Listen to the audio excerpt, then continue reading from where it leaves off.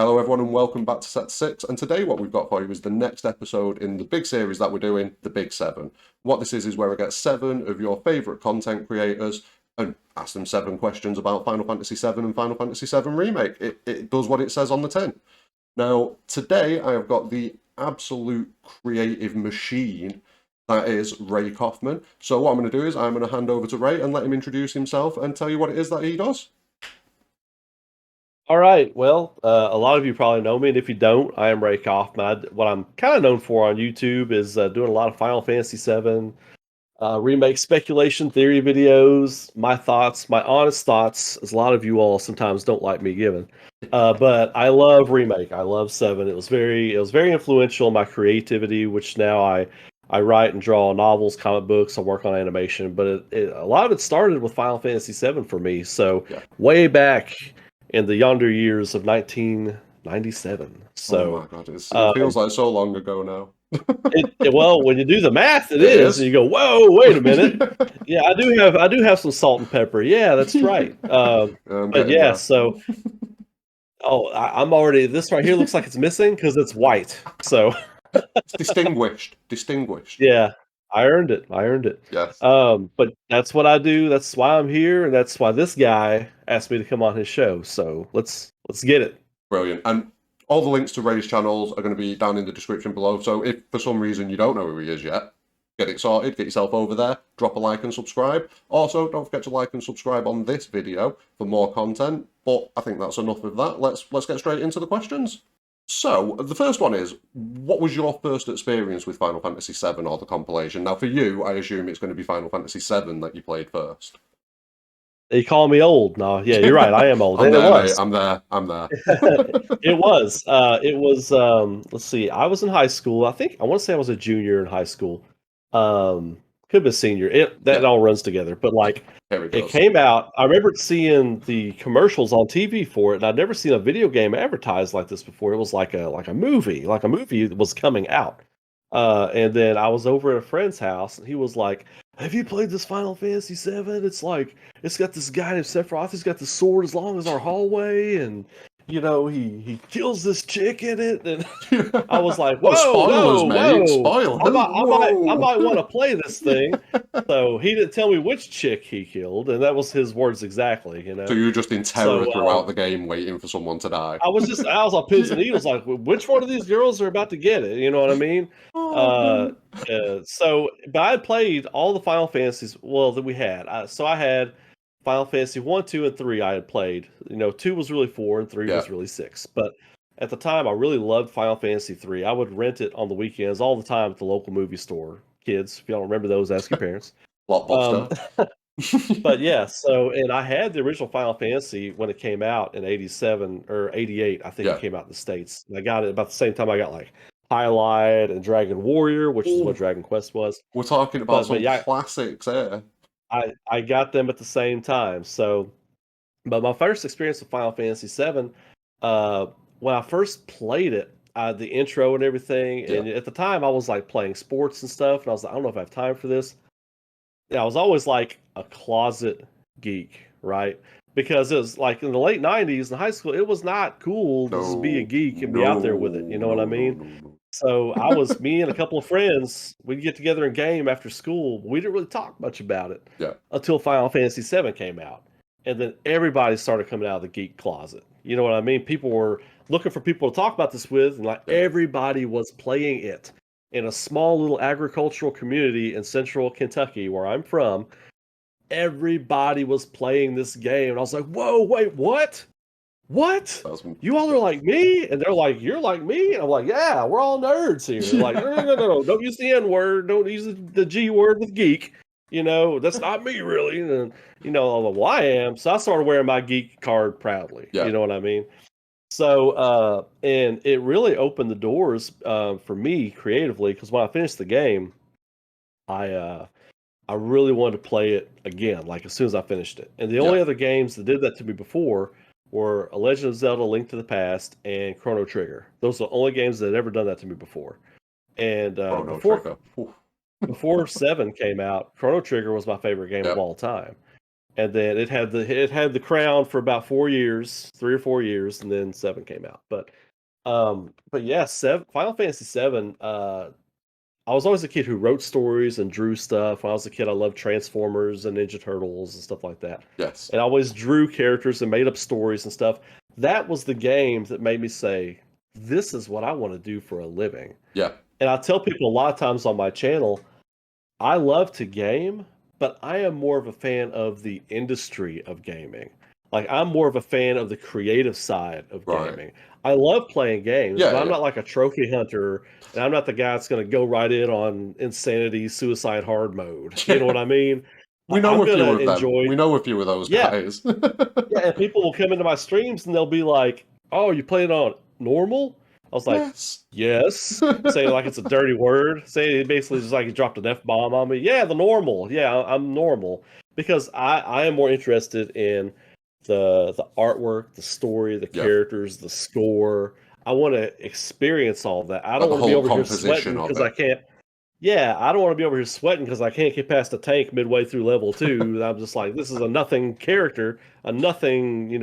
I call them time hogs because Yep. they're just there to soak up your time when you're playing. Yep. Um, but that was my first experience with Seven, and then of course, I remember I was working at a Walmart Yeah. when Advent Children was coming out. So I forgot what DVD that was attached to. There was a preview for it attached to a Sony DVD movie that came out. I Ooh. remember opening up the DVD because I knew the trailer was coming, Yeah. right? So I opened the DVD, I put it in the DVD player, and I played the Advent Children trailer on repeat on all the TVs at Walmart for like Yeah. a week until my manager was like, What's going "What are on, you mate? doing? What is Yeah. this?" You know? And I used to Oh. joke that me and Advent Children are the reason that Walmart went to a closed circuit TV feed in their store. You could also look at But it another way, that a lot of the sales of Advent Children are your responsibility because you just, yes, subliminally you got into the community's mind. you're welcome, Square. I'm waiting Yeah, for there that we job go. interview and that check any day now. Yes. People are always like, "Square, hire this man." I'm like, "Man, they ain't listening." No, no. Keep saying it. We'll get there one day. We'll get there one day. And for the second question, you just touched on it a second ago. So, what would you say the biggest way Seven's influenced you? Would you say it is in that creative aspect of your life? Yeah, it's creatively, but because I grew up reading The Lord of the Rings, watching Yep. Star Wars. Before the Lord of the Rings movies ever came out, I was a big Tolkien fan and reading the books. Yep. And The Two Towers is definitely my favorite Yeah. book of all The Hobbit and all that. So, but Final Fantasy VII really made me change what I expected from a good story. Yeah. Like it made me think of characters and the morally gray areas and like what is right, what is wrong in a story. How because before I experienced Final Fantasy VII, I had this cookie cutter view, and at the time I didn't see it as a cookie cutter Yeah. view of what a good narrative can be and what it is and what's comprised of, and this is what you need, and this got all the sugar and the flour and the chocolate chips in and put it in the oven for 450 degrees for 20 minutes or whatever. Yeah. Like a This rigid changed, template. yeah, Yeah. this changed the rules for that because it was like it took away something from you that you thought you would have. All the other Final Fantasy games at that point, you have your mage till the end of the game. Like Yeah. this game took it off the board, and there was no bringing No. her back. And there You was no know, replacement and either. And Sephiroth was so charismatic. Yeah. He really laid the foundation for great villains to come after him. Yeah. If you think of great villains in gaming, and not only that, but anime, I look at Bleach like Aizen from Bleach all the time. And I'm like, if it wasn't for Sephiroth, we probably would never have gotten Sosuke Aizen. Yeah. You know what I mean? Just those villains before that were made to give you something to hate. Almost like a heel in wrestling. Their job Yep. is to put butts in the seats, sell tickets Yep. so that they can get the title on the baby face. That is their role. Now Sephiroth comes along, he changes the role of the villain. Yeah. And you can be charismatic. Now all of a sudden, shows like Naruto, stories like that, other games with great villains, the villain becomes like a different thing. Yeah. You're interested in the villain's backstory. You want to see what happens to that villain. I And think it's a similar impact to like DBZ as well, because like prior to DBZ and a lot of anime and stuff like that, and in just a lot of shows in general, it was always like you'd get a villain, They turn up, they do the thing for that episode, gone. They're defeated, they're gone. You never see him again. Next week, different villain, reset. And that was kind of Right. like the trope and like just the general way things were done. And then DBZ came along, and you'd focus on this one bad guy for what, like 50, 60 episodes, a A whole long arc. time. Yeah. And Yeah. I think the same sort of thing you're saying there with Sephiroth about the charisma and things like that, it's definitely an evolution of that as well, like one step kind of further down the line. It's almost now the story template now is almost like you create your villain first, Yeah. and then you make the villain is almost like the main character now, and then everybody goes after the villain. If you think of the Lord of the Rings, Sauron was kind of like a force of nature, like a tornado or Yeah. a volcano. It's not There's not really a lot of personality there, No. But now you look at how villains are constructed. I tie it all back to Sephiroth. Yeah. Well, in the realm of fiction that we all enjoy, you know what I mean? Yeah. Because no game developer out there today was not inspired that became a game developer in the 2000s or whatever. Yeah. It was not inspired by some way by Final Fantasy VII. Well, yeah, They it were was all so inspired by massive. Final Like Fantasy VII. it changed everything in a lot of It was the instances. first it was the first game where I felt like I was having a true cinematic experience. Yeah. And me and my friends would take turns playing at points just so we could get through it. We would I remember a couple of us taking naps on the bed while somebody would be playing, and when they get to a story point, they'd wake the other ones up. Yeah. Hey, okay, this is happening, you know. And then we'd all have like sandwiches and eat. It was like we were watching a movie. We would just take turns playing through it. So Your turn to do some it gameplay. yeah, but the impact it had on me was definitely as a storyteller and a Yeah. creator. There were other stories that influenced me along the way, but that was the first game or piece of fiction Yeah. at all that I experienced where I was like, I want to do this. So that's how it impacted me. That's brilliant. And that is a massive thing as well, because it's definitely set your life off on a certain direction thanks to that game. So that's pretty powerful, man. I'm a big fan of that. Yeah. Now, we're going to get into opinion territory for a moment. So the first one is, which character in the entire Final Fantasy VII compilation would you say is your favourite? Not to cause you any problems, but go. They're all trash. Oh, cool. No, that's it. That's it. That's fine.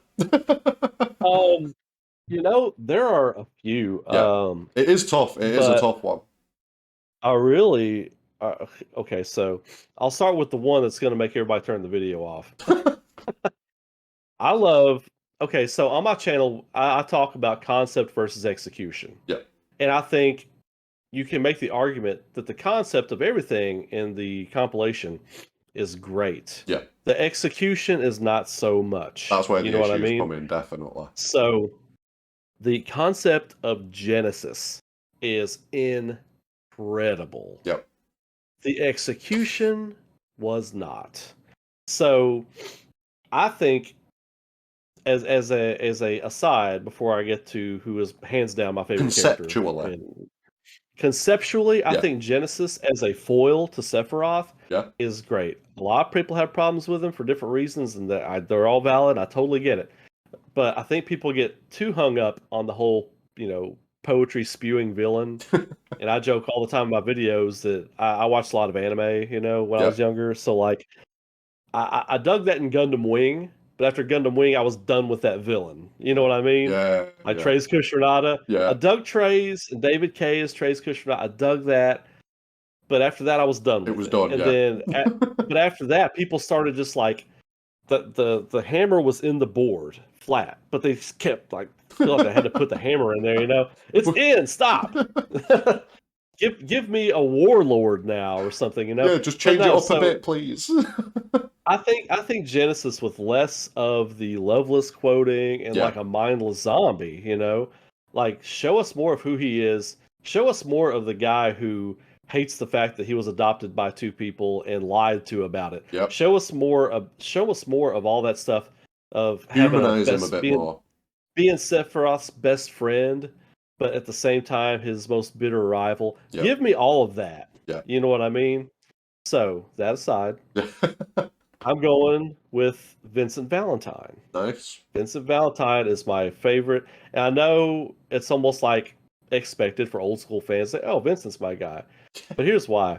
I love the old Bela Lugosi Dracula stuff, all that old Dracula stuff, like the Universal Monsters, And there's a lot of Universal Monsters really put into Vincent, like almost all of them. You know, you got your, you know, Frankenstein's monster, Yep. you've got your Dracula, you've even got your Wolfman Yeah. to an Yeah, when extent. he's with his limit You break and know, things like that. yeah. So you got all these great characteristics of the Universal monsters and put into this one character. And plus, he's got what I think is really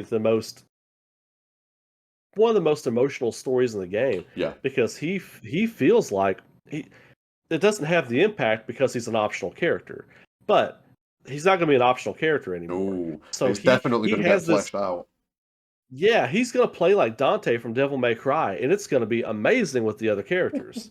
You know what I mean? I often joke that Dante from Devil May Cry happened because Capcom wanted to make a Vincent Valentine game, but they didn't know the character.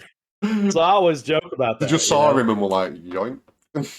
Yeah, I'm gonna change his hair, make him a rock star. Yeah, We're gonna keep the keep the coat coat. and the guns, and turn into a devil. We're gonna keep all that stuff. but Oh, but yeah, he's got like this real emotional roller coaster yeah, of a thing. He's got to hold it together. He doesn't want to be alive anymore, but he can't die. yeah. You know, so he's just locked himself away to deal with his guilt, and these people pull him out of it, and then slow. And I saw somebody comment in one of my videos. They're like, "I really hope that Vincent is chummy with the party like he is in Advent Children." I'm like, no, that's a journey. He has to get there. He's not Yeah, going to be there.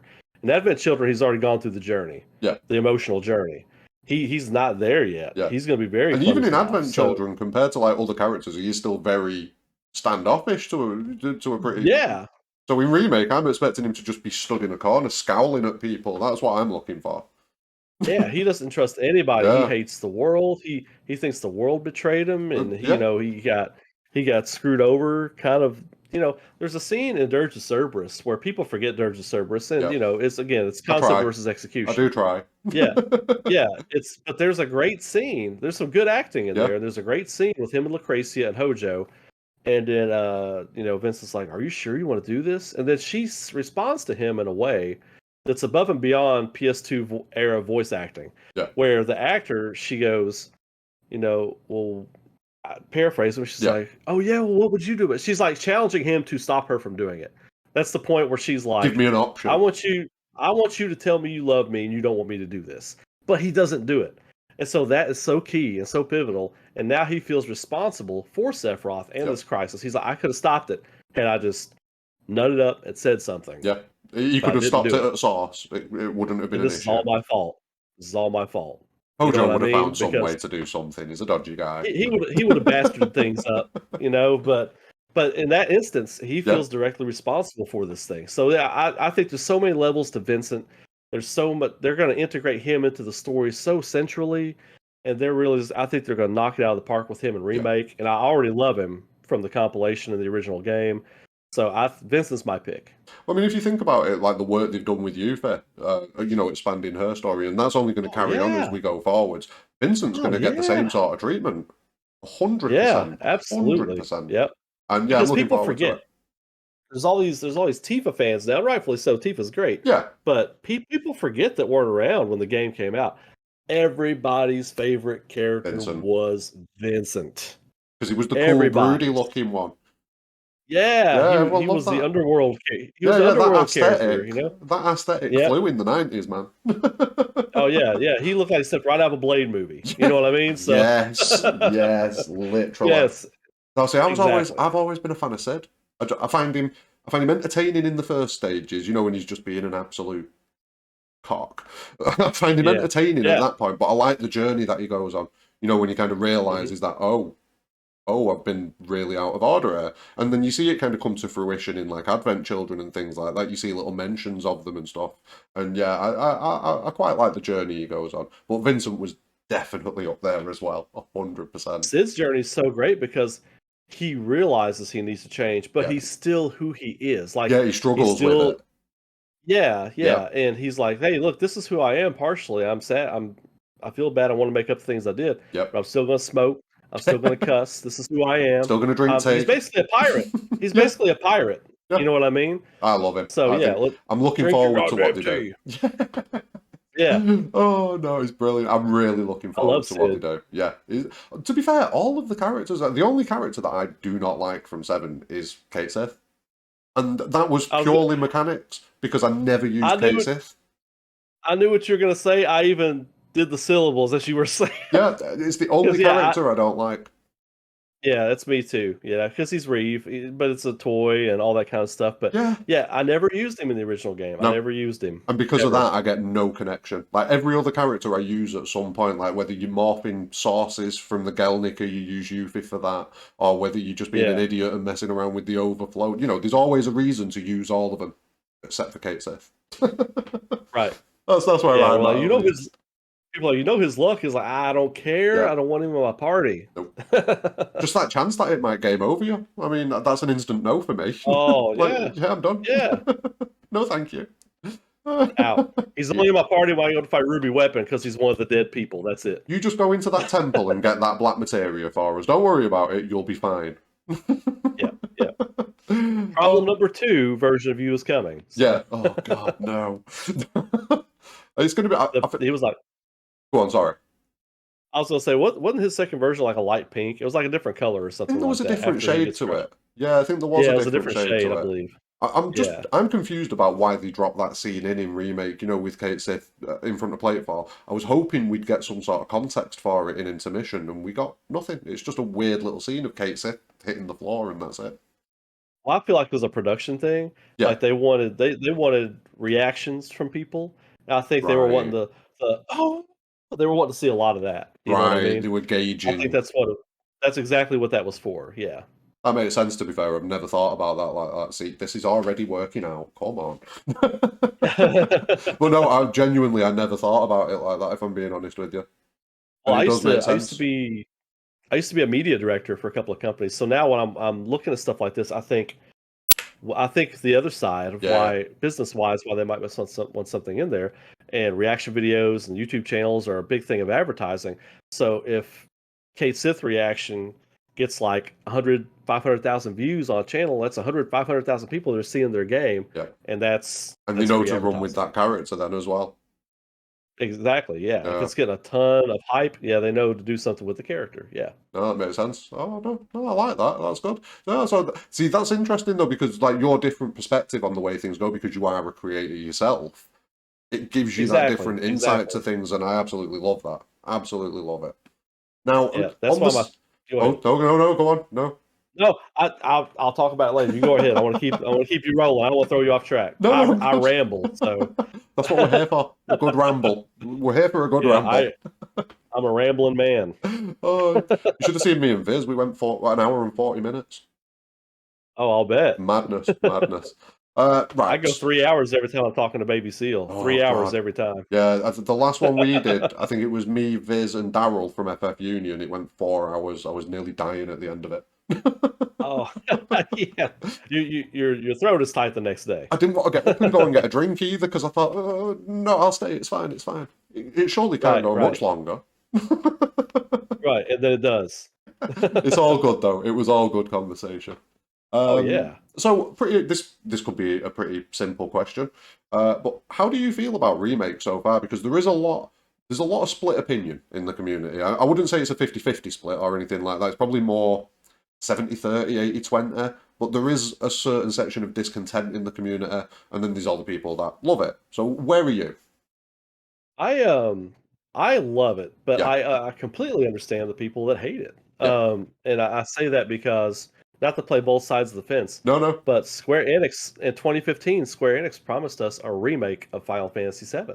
You know, so depending on your definition of remake, here's the thing: like everything that Square Enix showed It was a leading up to the remake of yeah, Final Fantasy VII, it was stuff that was remade from the game. yep, So it's it played into the story and it's there. I love what they're doing because yeah, I don't like to know exactly where I'm going. I'm like, take me on a ride, yeah. and You want a new but experience? I get the people that were turned off by it, Yeah, so I understand their perspective. yeah, So I get where they're coming from. So anytime somebody wants to talk to me about it, and they know I love the game, they know they can talk to me about it. I'm yeah, like, look, I get it. I understand what you're saying.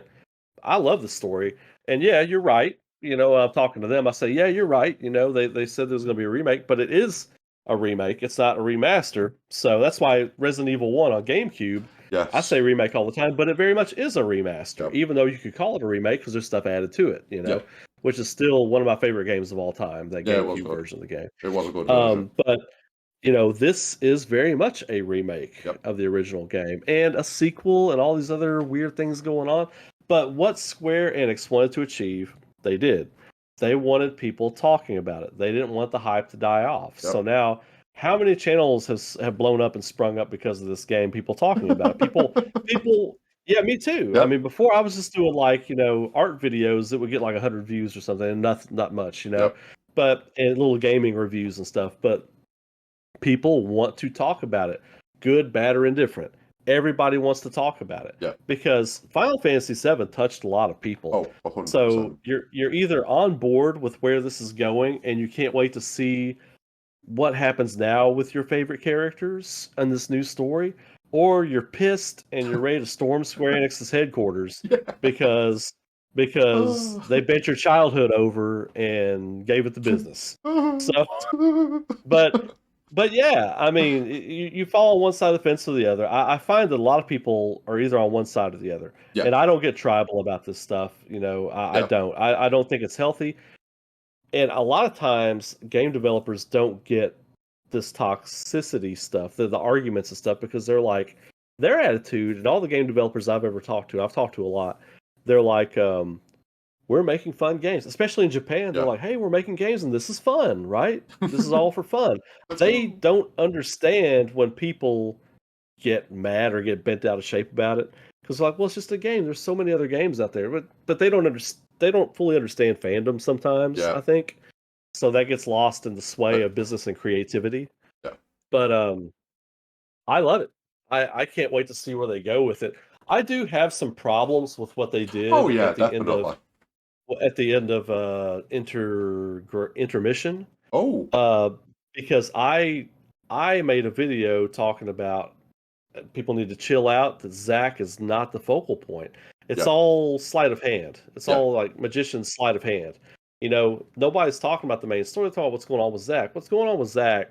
It Whatever is happening is going to have an impact. Yeah. But it's not necessarily. It's not the story's not focusing on Zach now. Zach's a So symptom of what's going on, I think. exactly. He is Yeah. yes. He is a side effect of whatever is happening. Yeah. Whatever is happening is the issue, not Zach. Yeah. Zach will play a role, but he's Oh, not the yeah. main character.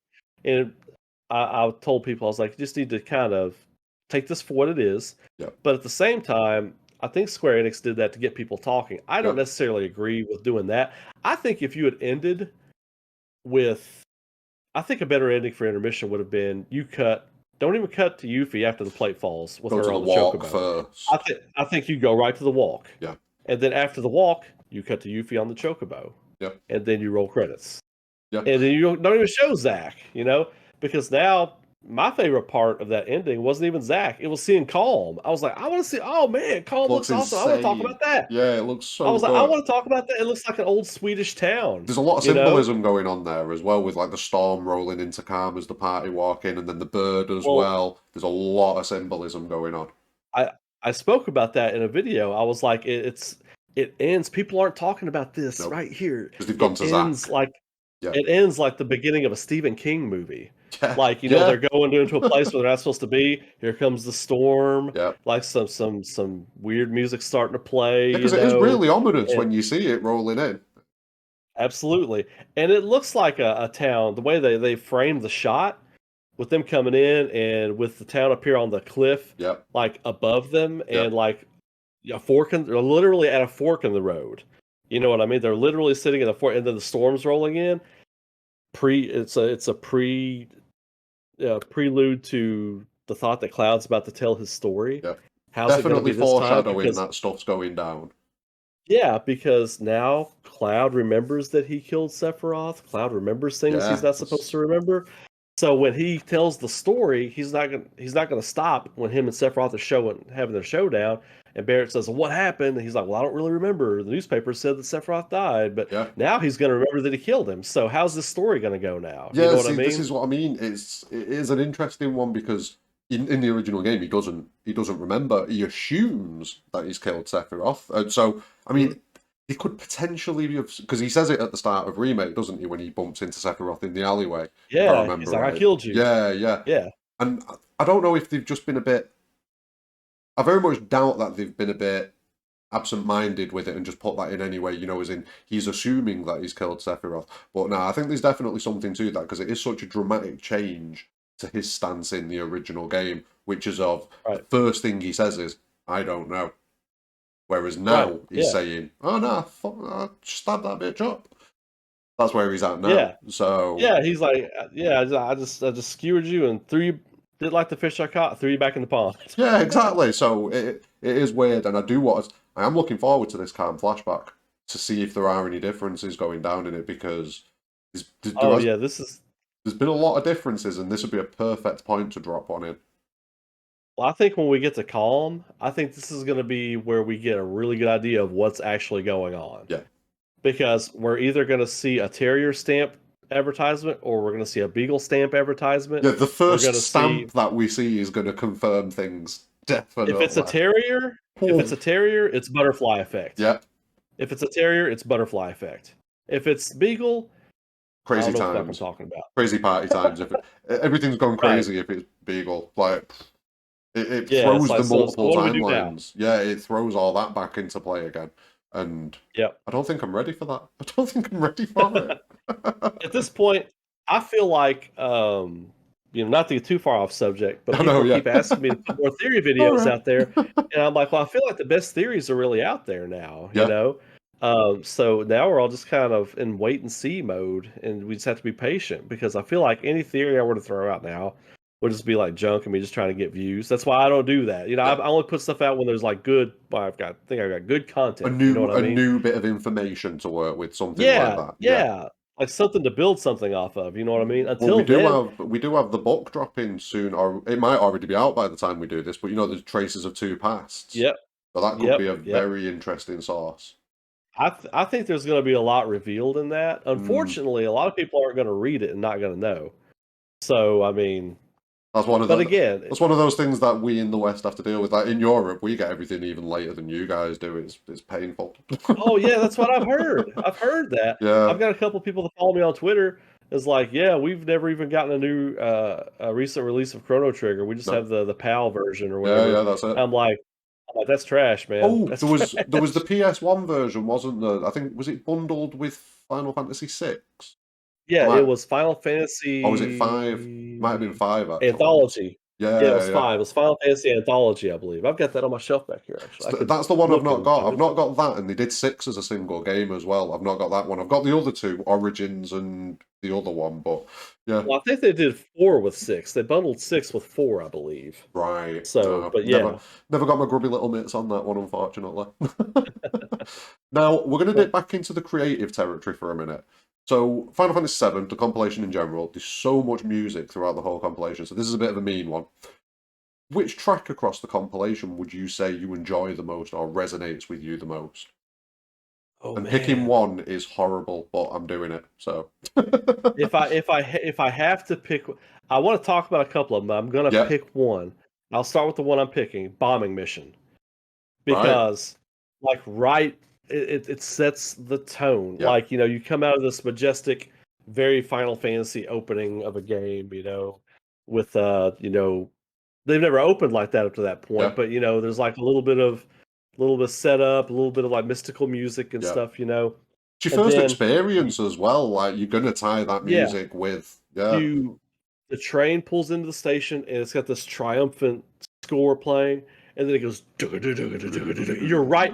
Like I tell people all the time, every time that comes on, I get chills because it's yeah. like you're right in the shit, like right at the beginning of the game. You have just It's like, started your okay, favorite game of all time. Let's go. yeah, Yeah. and then it doesn't let go, and then it's got that sweet hook. Like it keeps going, it keeps going. And you're like, man, this is great. And you keep getting into the battles with the music still playing, and you're getting high. I'm getting goosebumps talking about it right now. Look at that. Yeah. Like you're hype, and then Love it. you further in, and then you get the sweet hook, the da da da da da da da da da, and then that hook plays, and you're sitting there playing like, oh my god, we are in, Let's go. and it Let's sets the go. whole tone. And then it doesn't play. I don't think it plays again until you come back into Midgar. When you parachute back into Midgar, it starts playing Bombing Ooh. Mission again. Yeah, Like so, because once you the get whole into the deeper part of the reactor, it switches to the du, du, yeah the du, Shinra du, du. Yeah, yeah it switches to the that one, Shinra doesn't it? reactor music Yep. yeah. So like yeah, once you come off the elevator and you go down, you have the talk with Barrett and Jesse. That's Then the it. Then music you lose switches. it. So like but you come back in once the whole story goes full circle. Once all the party members have done their cleanup and everything, and the last person to really take care of their business is Cloud and Vincent. Vincent's getting ready to go have his Yes. showdown with Hojo, Yep. you know, and then you land. It's like And it's it back. puts you right back in, and it kicks back in. You're like, oh man, we'll kill everybody in Shinra. Let's Yeah. go. Where's Proud Claude? Let's go. Yeah, exactly. The So slap him. bombing mission. I really love the world's enemy from Crisis Core, Sephiroth's Oh theme yeah. when he's fighting Genesis and Angeal. Yep. I thought that sounded Yeah. like From that a from Howard that Shore. cutscene. Yeah, yeah. Yeah, I thought that sounded like a Howard Shore version of like Sephiroth's theme. I was like, oh, this is incredible. And then the Price of Freedom is Yeah. incredible from Crisis Core, Zack's theme, and See, the new Airbuster battle, yes. the new God, like the first time I played that, it was on stream, and like I'll still go back and watch it on my channel sometimes. But that was a good time. I'll smile because I like because the whole time you're having a good time, and this whole battle's going down, and then there's like 4 stages to it. You start the third stage, the choir kicks in, you know, and then at that point when the choir kicked in, I was in tactical mode and things were moving slow. I just sat my Oh. controller down. I went. Just have a moment. Like if I smoked after that, I would have went.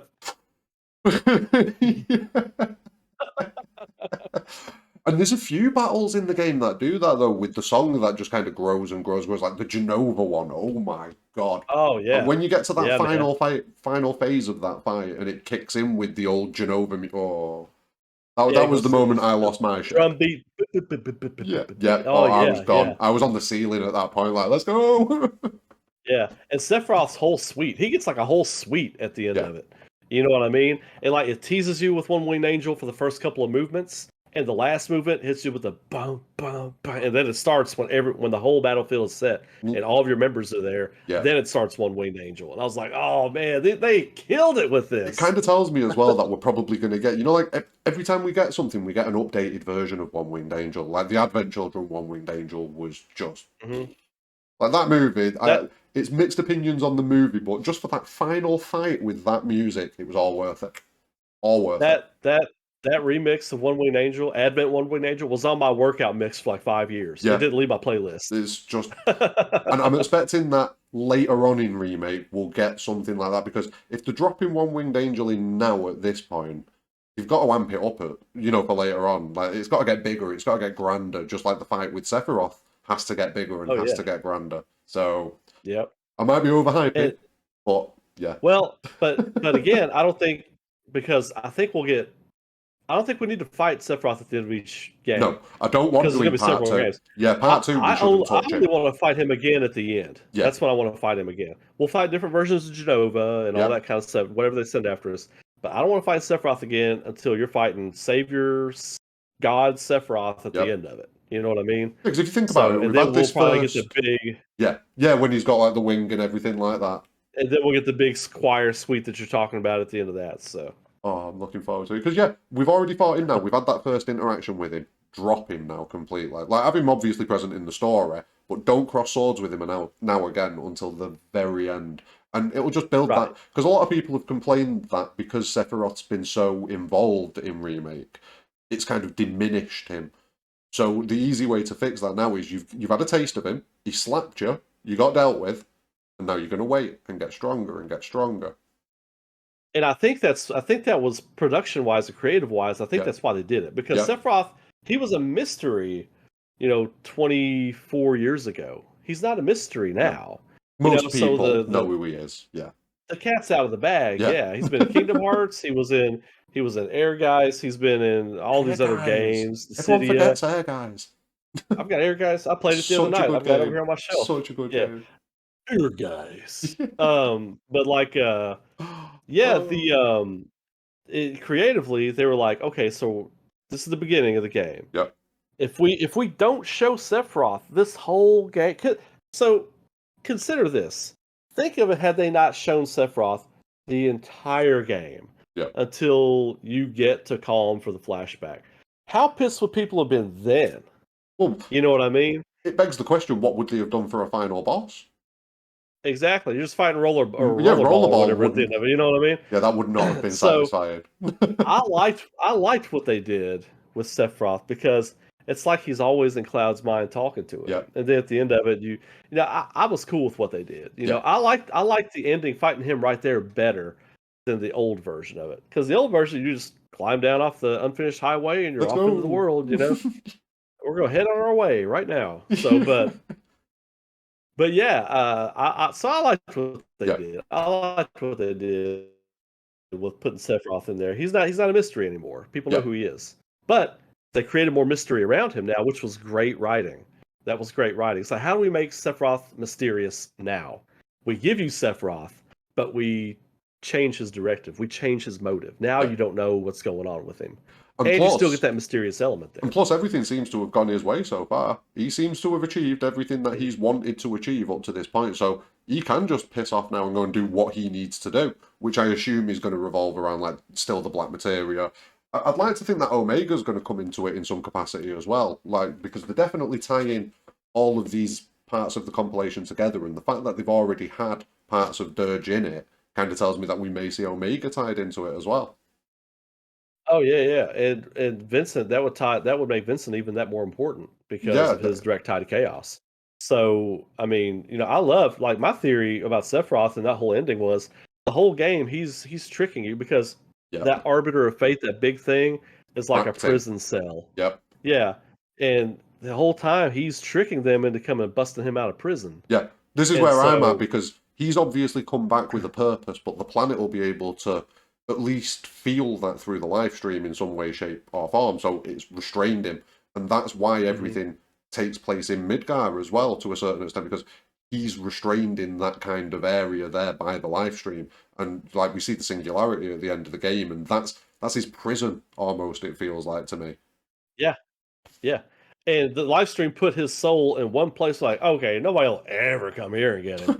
Oh shit, they came in here. Oh shit, they're gonna bust him out. What are y'all doing?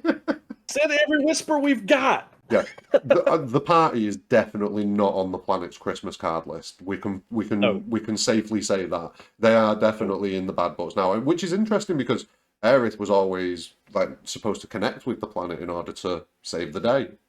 How's that going to pan out now? Because she could be a bit persona non grata, like, oh no, we don't want you. You're not on the list, love. Yeah, yeah. I think there's going to be a disconnect there. She won't be able to maybe commune with the planet as easily as she could before. Well, she does kind of And allude so, to it a little bit as well in that final scene in yep. Intermission where she's talking about her stomach feeling funny and the sky and everything like that. So hmm there's going to be a lot going down. There's going to be a lot going Yeah. down. But we're deep into I remake feel like, territory. yeah, yeah, yeah, Go yeah, on, what were you yeah. gonna? No. Go on, what were you gonna say? Well, I don't want to reel you too far off course, but like I said, I Oh said no, we we're were here ending. now. We're So, here. We're but here. like, yeah, we're already in the thick. So, but yeah, we're deep in the cut, as we Yeah, say in that's Kentucky. You're it. deep in the cut. You're deep in the cut now, boy. So, that's where the roads lose. You're on gravel roads at this point. So, like, uh, basically, there's a lot of loaded lines Yeah, with Aerith. And like at the end of it, when she says, "I miss it, the steel sky," everybody and their mother, who's never even heard of Final Fantasy VII, has an idea of what that line means. yep. So And none of it's them are the like, same. yeah, exactly, exactly. It's like I tell people all the time with theory crafting. Right now we're all correct and we're all incorrect. Yep. We're all just placing our bets right now. We're all just placing bets and putting our money on the Yeah, table. this is You know what I mean? Schrodinger's theory. This is why Baby Seal's got the best name, I think. Because it is that. It, Like, we plus, don't know. We just don't know. yeah, yeah. The whole thing with her saying I miss the steel sky, it's talking about literally she misses not being in Midgar and having to be out in the world, and she doesn't have that safety net Yeah. anymore, that protection that now she's out in the world Yeah, and she's out of a comfort zone. there every line with Aerith, unless she's being goofy, and which I love weirdo Aerith. Yeah, I goofy love that Aerith. she's a weirdo. I love how weird she is, man. Big I'm like, fan. that's perfect for her. Yeah, because she is like that in the original game. She is quirky, she is Yeah, funny, she's snarky, she makes little digs at people. I love her. I think she's brilliant. yeah. Oh yeah, I love it. I love it. She's like a little sister or something like Yeah, that you can punch in the arm and she'll yeah, punch you back. You know what I mean? So that's kind of what her and Cloud have going on a lot. And yeah. like he'll punch him in the arm, like the high The five high scene, five, like when you yeah, had a whole yeah, triangle. yeah. God, I fell out. I fell out. That was so good.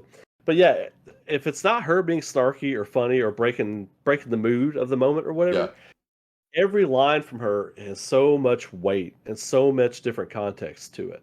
And that's why I can't wait because that thing had come out from Aerith's mocap artist where she said, "Yeah, I did a lot of scenes with a Sephiroth's actor today." Whoa, And whoa. yeah, and I was like, this is about I don't know 9 months ago or something. It's interesting that It as was well, like though, because they don't interact in the original I game know at all. I I think there's Well, going to be a lot. There's going to be a lot of dialogue yeah, between Aerith and Sephiroth now, and I can't wait. Like this, as as as a storyteller, this is the stuff I want to just chew into. I want to see a lot of well, dialogue. I want to see a lot of story. this can lead us into question 6 then, really nicely.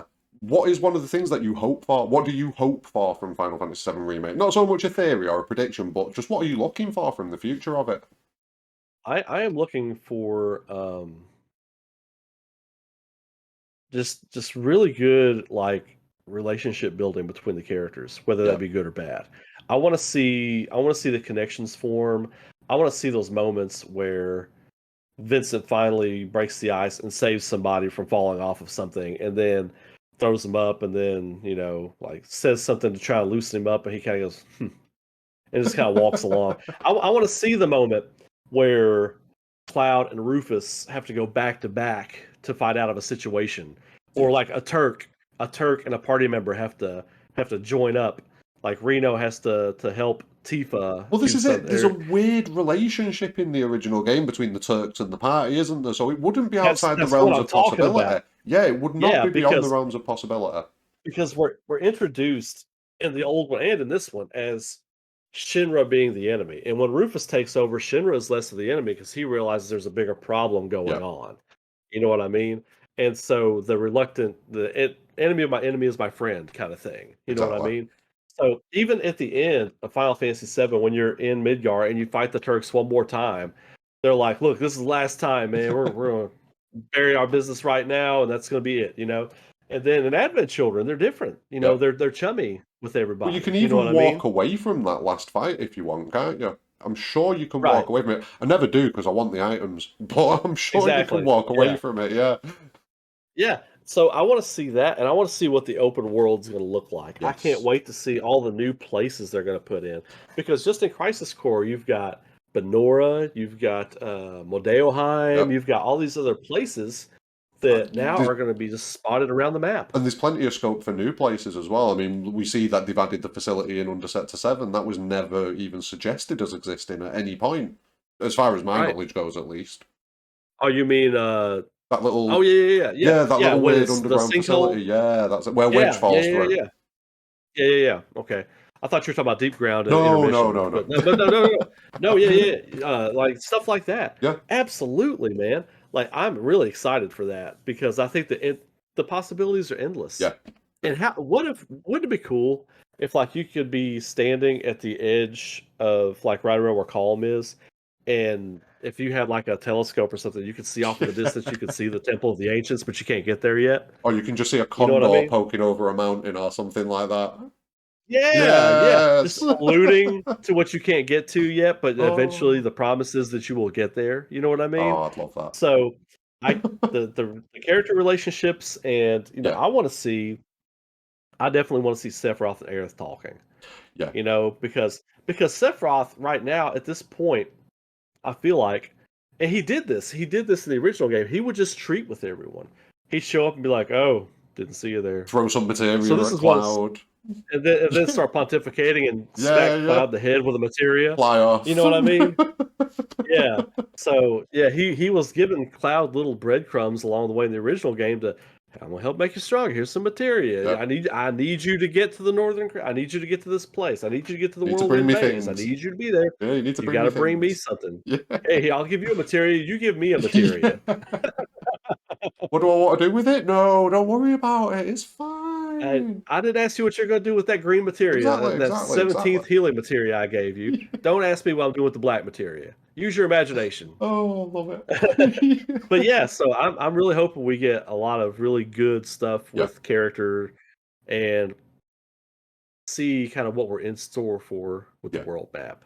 I think yeah. that'd be really cool. That's one of the interesting ones as well, the world map, whether we do, well, what form it takes, because we are definitely going to get some sort of open areas, I would predict. Like, it's not going to be a case of we're selecting locations off a list or anything like that. Not until we get the airship, at least. But it's not going to be Right. a case of you leave Calm and then there's a cutscene that takes you to the Chocobo Ranch. Like, there's got to be something, but it's what shape that takes that's quite interesting. Like Well, I the feel thing like I think Hamaguchi it was or someone like that said about Horizon Zero Dawn, and that filled me with a lot of hope. well, that's what I was gonna say is like, if this were a PS2 or even a PS3 game, I'd probably be like, yeah, it's gonna be zones. They can't do open Yeah, world.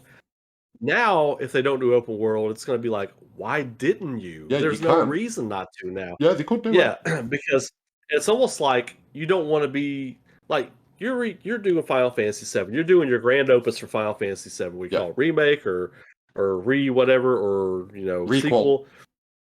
Yeah, requel. That's a big one. That's the one. So that's now I feel like with Horizon Zero Dawn, Witcher 3, Elder Scrolls. Elder Scrolls has been doing open world Yeah. since PS3. Granted, it was So buggy, but it worked.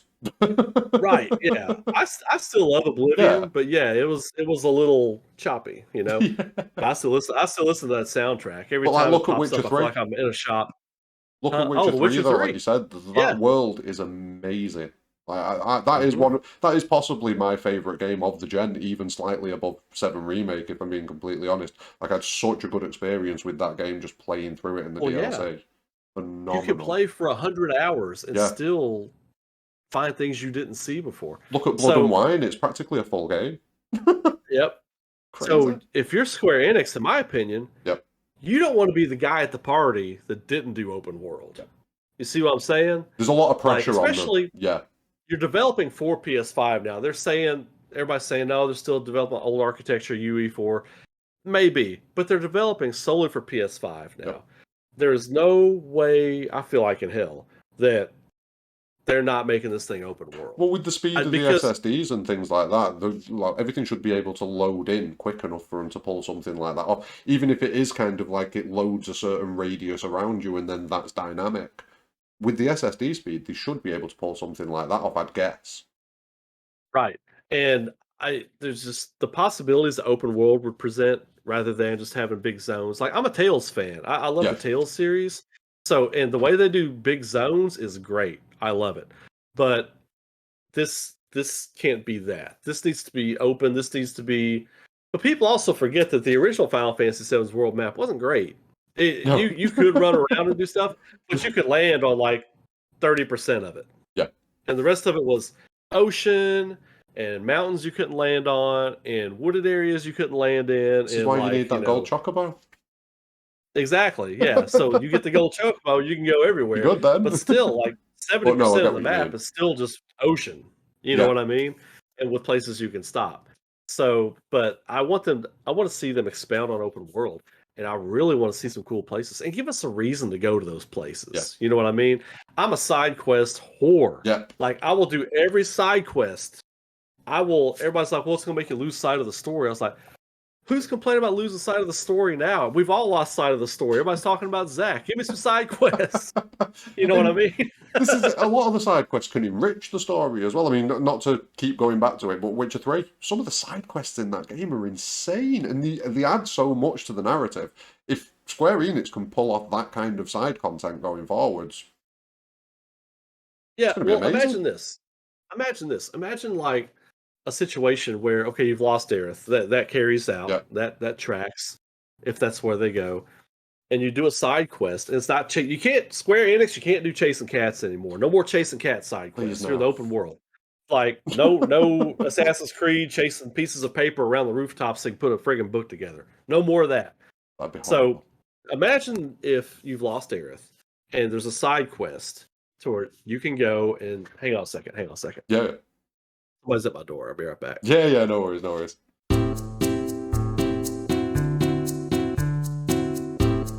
We were doing, Possibilities are endless with side yeah, quests, and they could, I think if they're smart about it, and I yeah, think they will be, Square Enix has let us down in the past on a lot of things. I think that's what people are holding to. yes, But definitely. I think Remake has shown everybody. I think they've learned from all that They stuff. can. It's definitely shown that they They've can still smartened do up. it. Yeah, yeah, Yeah, 100%. Like like for me, just 13 and 15 were a drop, but 7R is right mhm. back up there. Yeah, just look at the script and the voice acting. That alone is like Square Enix didn't make this game. Oh wait, yeah, they did. Yeah, You know what I mean? So I feel like they've learned some valuable lessons because if you think about 13, that was originally supposed to be a PS2 send off. That was yeah, supposed to be a PlayStation 2 game. And it very when you're playing it, it looks like a PS3 game, but it feels like a PS2 game. yeah, You know what I mean? It feels like the successor to 12 in every way. yeah. Um, There's not really a but and then jump there. Yeah, and 15 was in development hell forever. yeah. Forever. That's And definitely it what felt damaged it. 100%. yeah. PS4 felt like a one game system for Final Fantasy, much Yeah, like PS3 was. You know what? PS3 was a yeah. one game Final Fantasy, I mean, look back in the and that day was it. where you'd get like a game 1 year, a game the next year, then a game 2 years later. Like Final Fantasy 9 and 10 released within a few months of each other, didn't they? Yep. It's crazy. And now we're waiting Yeah. 6 years, 7 years. Right. And it's the jump of technology. Yeah, It's things them do trying to take figure longer. things out. Yeah, Yeah, it's them trying to figure things out internally too, I feel like, yeah, because I feel like there's a lot when it comes to Final Fantasy, I feel like there's a lot of stuff going on at Square Enix. A lot of people, a lot of checks and balances now, a lot of people having to check this guy's work and check that person's work. But it's not like when Sakaguchi was there and they were just like, let's make a fun game and crank it out. yeah. It's not like that anymore. It's so regimented now. But but I feel like before 7 Remake, you could see all that regimented business stuff in the All game. the corporate 7 stuff. Yeah, Remake, yeah, 7 Remake doesn't feel like that. It no, feels like they're just back to having fun, making games, making great art. Because that a good game is art. Well, any game is art because yeah, you've got musicians and artists and everybody coming together to make it's art. yeah. But 7 Remake really felt like they were approaching it like we were creating something artistic, Yeah, you this know? isn't just art; it's a masterpiece, kind of. That's what we're Yeah. shooting for. Yeah, this isn't us making our bottom line for the quarter when this comes Yes, out. This is us creating something we care we've about. got That's passion what for it feels this. like. Yeah, Yeah, and it's a passion it project. comes through because a lot of them, like most of the original team, like are there. You know, like Kitase, Nomura, all those sort of guys. There's only really Sakaguchi that's missing from it. Which it would be Mhm. brilliant to have him in on it again because poor Sakaguchi. But you know, Oh, I know. you can definitely feel that passion coming through more than you could in the other games, 100%. And me and Yeah, Baby Seal yeah. were talking about it the other day. Why just fly past my head? And me and Baby I thought that was Seal. on my end. I was looking at my No, screen. I was like, no, where'd that no. There's go? definitely something. I saw it on the camera, then like, wait a minute. I don't think it's in the video, so everyone watching the video is going to be confused because I've cropped it. But no, one of the things I was going to say was before the fly ruined everything. Um, The Fly. the fly. Oh, what a film! Yeah, I know. But no, me and Baby Seal were talking about it the other day how it would be amazing to be, oh my god, it ties in, a fly on the wall Fly on the wall. in one of these meetings at Square Enix because like the shit they try and sneak in on each other on the games. Like you have these interviews and Baby Seal was saying like it comes across as a laughy, jokey moment, but I'll guarantee they were some tense meetings that they used to have back in the day and even now. Yeah, well, back in the day, I mean, even the PS1 Final Fantasy games, there was Yeah, like so many decisions that were made last second to take this out or do this differently. Even 7, yeah, like almost everybody in the party was supposed to die in 7, yeah. and That meeting they must made have that. been brilliant. Oh, I'm sure. I mean, we want this to be impactful. Everybody's got to die. No, we'll just make everybody think everybody died at the end of the game. Okay, that's the in between then. Okay, but yeah, I mean, just going back and forth with a huge team of people. Yeah, Like what I do right now, I send scripts back and forth to people. We're editing and leaving things out. And sometimes there's something you really want in there, man, if you're working in a team, you have to take their point into consideration as to Yeah. why you might want to leave it out. So that's what goes into a lot of these meetings at Square Enix. Yeah. I think everybody's got a great ideas. That's why they're there. Yeah. I think Nojima is an incredible writer. I think Tetsuya Nomura is a great visual storyteller. Yeah. But I think he needs people to reel him in. You know what I mean? Do you know what the thing So I I've think he gets always a little carried likened away. it to? And I think you're a wrestling guy, aren't you? You watched wrestling back in the 90s. Back in the day, Yeah. yeah. I've always likened it to the Vince Russo thing, where Vince Russo at Oh WWE yeah. with Vince McMahon was phenomenal. hmm It worked because Vince McMahon chopped out the bad stuff and pushed the good stuff. He went to In WCW and did WCW, his he own was thing. trash. Done. And I think that's the Yeah. same thing. Sakaguchi was the Vince McMahon to Nomura to a certain degree. Yeah. That's Yeah. kind of like a thing I've thought, definitely. And that's kind of Katase's role now as Yeah. well. It's like it's like because it's like Tetsuya Nomura has become like this worldwide superstar and like game creator, Yeah. and it's like working at Square Enix. It's like, how do I tell him no? How, Yeah.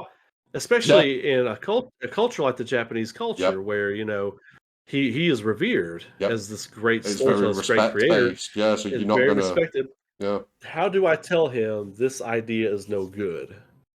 So I think a lot of times you have to bend a little bit, and you have to be like, Yeah. instead of saying an idea is no good, it's like, I think maybe we should try this instead, and then you have to, you know, tell somebody their idea doesn't work, but then you have to present another version of their idea. Try and So I work the think that's what creative happens a lot of times. process. Yeah. Go Yeah, through that creative yeah, process and see what fits. No, it definitely makes yeah. sense. And And the whole time you've got deadlines, yeah. so you have to bend the knee at some point. Yeah, you've You got that know, pressure, definitely. And yeah. I think they're doing a good job of it with Remake so far, personally. I genuinely, there's Mhm. much more good than there is bad.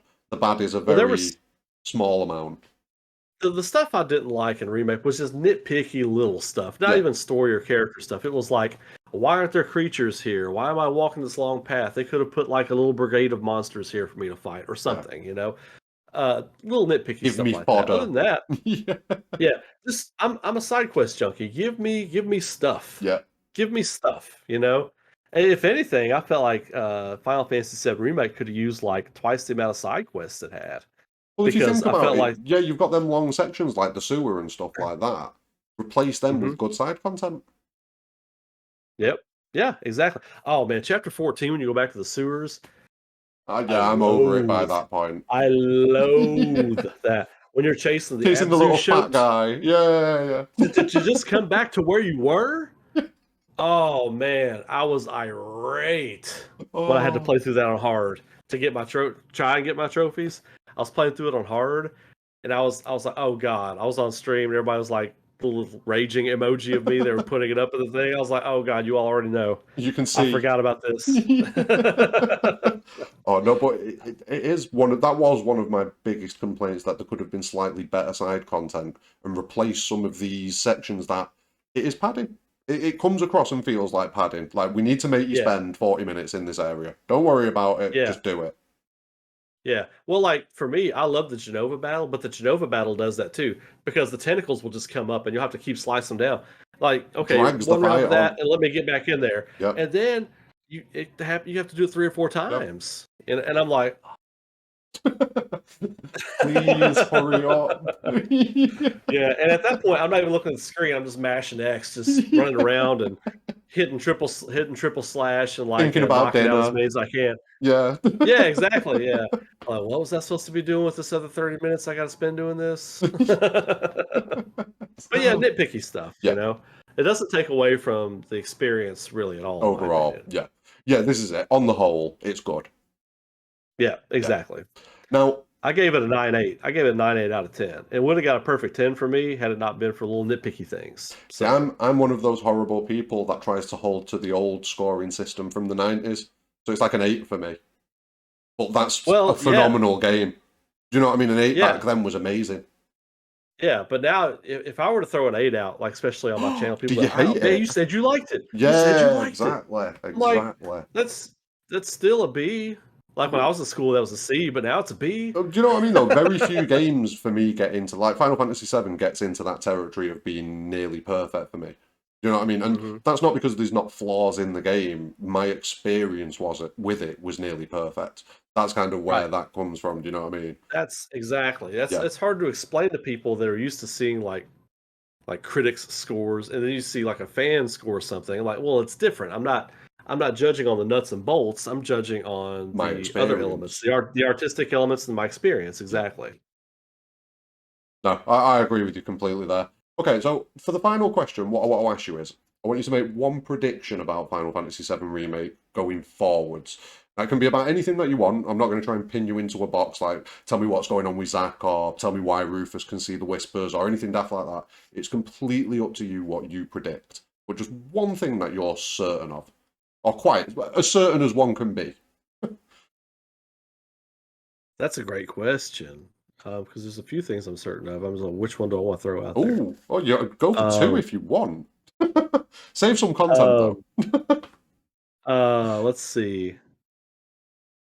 Genesis is going to have a big role to play, I think. Definitely have a big role to play. Yeah, Because, and I know people hate hearing me say that, but again, it's the people that I tell you that don't think about concept versus execution. yeah, They are correcting that in this. They showed us that with the yes. deep ground stuff in intermission. They completely corrected Nero and Vice. Yeah, it was night and Completely day. corrected. Yeah, completely night and day. Yeah. Yeah. Yeah. So I think they're going to correct Genesis. And I think we're going to get him because the last shot we see chronologically of the Yeah, compilation, uh, not like when the actual games came out, but chronologically, the the last end of thing that happened, Dirge. the end of Dirge of Cerberus, the last thing we see in the compilation of Final Fantasy VII before, I guess you could say it happens right before the beginning of Remake, or however you want to say that. Well, yeah, if you're Uh, threading it that way, yeah. if you're looking at the chronological flow of things, is Genesis picking up Vice and flying up out of the And cave who have and we then just disappearing. seen? Yet we just saw Vice. And it's not the So same they're Vice, correct. but it's the connection. It's definitely the Yeah, connection. they're correcting things, Yeah, and like Genesis at the end of it, he says, "There's still so much work to do, brother." Who is he talking to? Is he talking to Vice? Is he talking to Sephiroth? Or oh, oh. is he talking to Zack? Because think about Oh, this, no, I'm with okay? you. I'm with you. This is a theory I put out there. Like right after I played Remake, I was like, Genesis coming. It's gonna be him and Zack are gonna have something going on Yep, because all the way through Crisis Core, he's testing Zack's metal. yep, He likes Zack, you know, and at the end of it, when he's fighting Zack, he's like, "Show me your honor as a soldier." He's like, Genesis is finally cracking. He's not the pontificating poetic villain anymore. He is the guy who realizes he's not what he thought he was, yeah, and Zack is what he thought he could be, and now he knows he can't be that guy because he can't be what Zack is, yep. and which is a true hero. And the truest hero in all Final Fantasy VII is Zack. 100%. 100%. He is just a hero's heart. He is the King Arthur type, pure Yep, hero.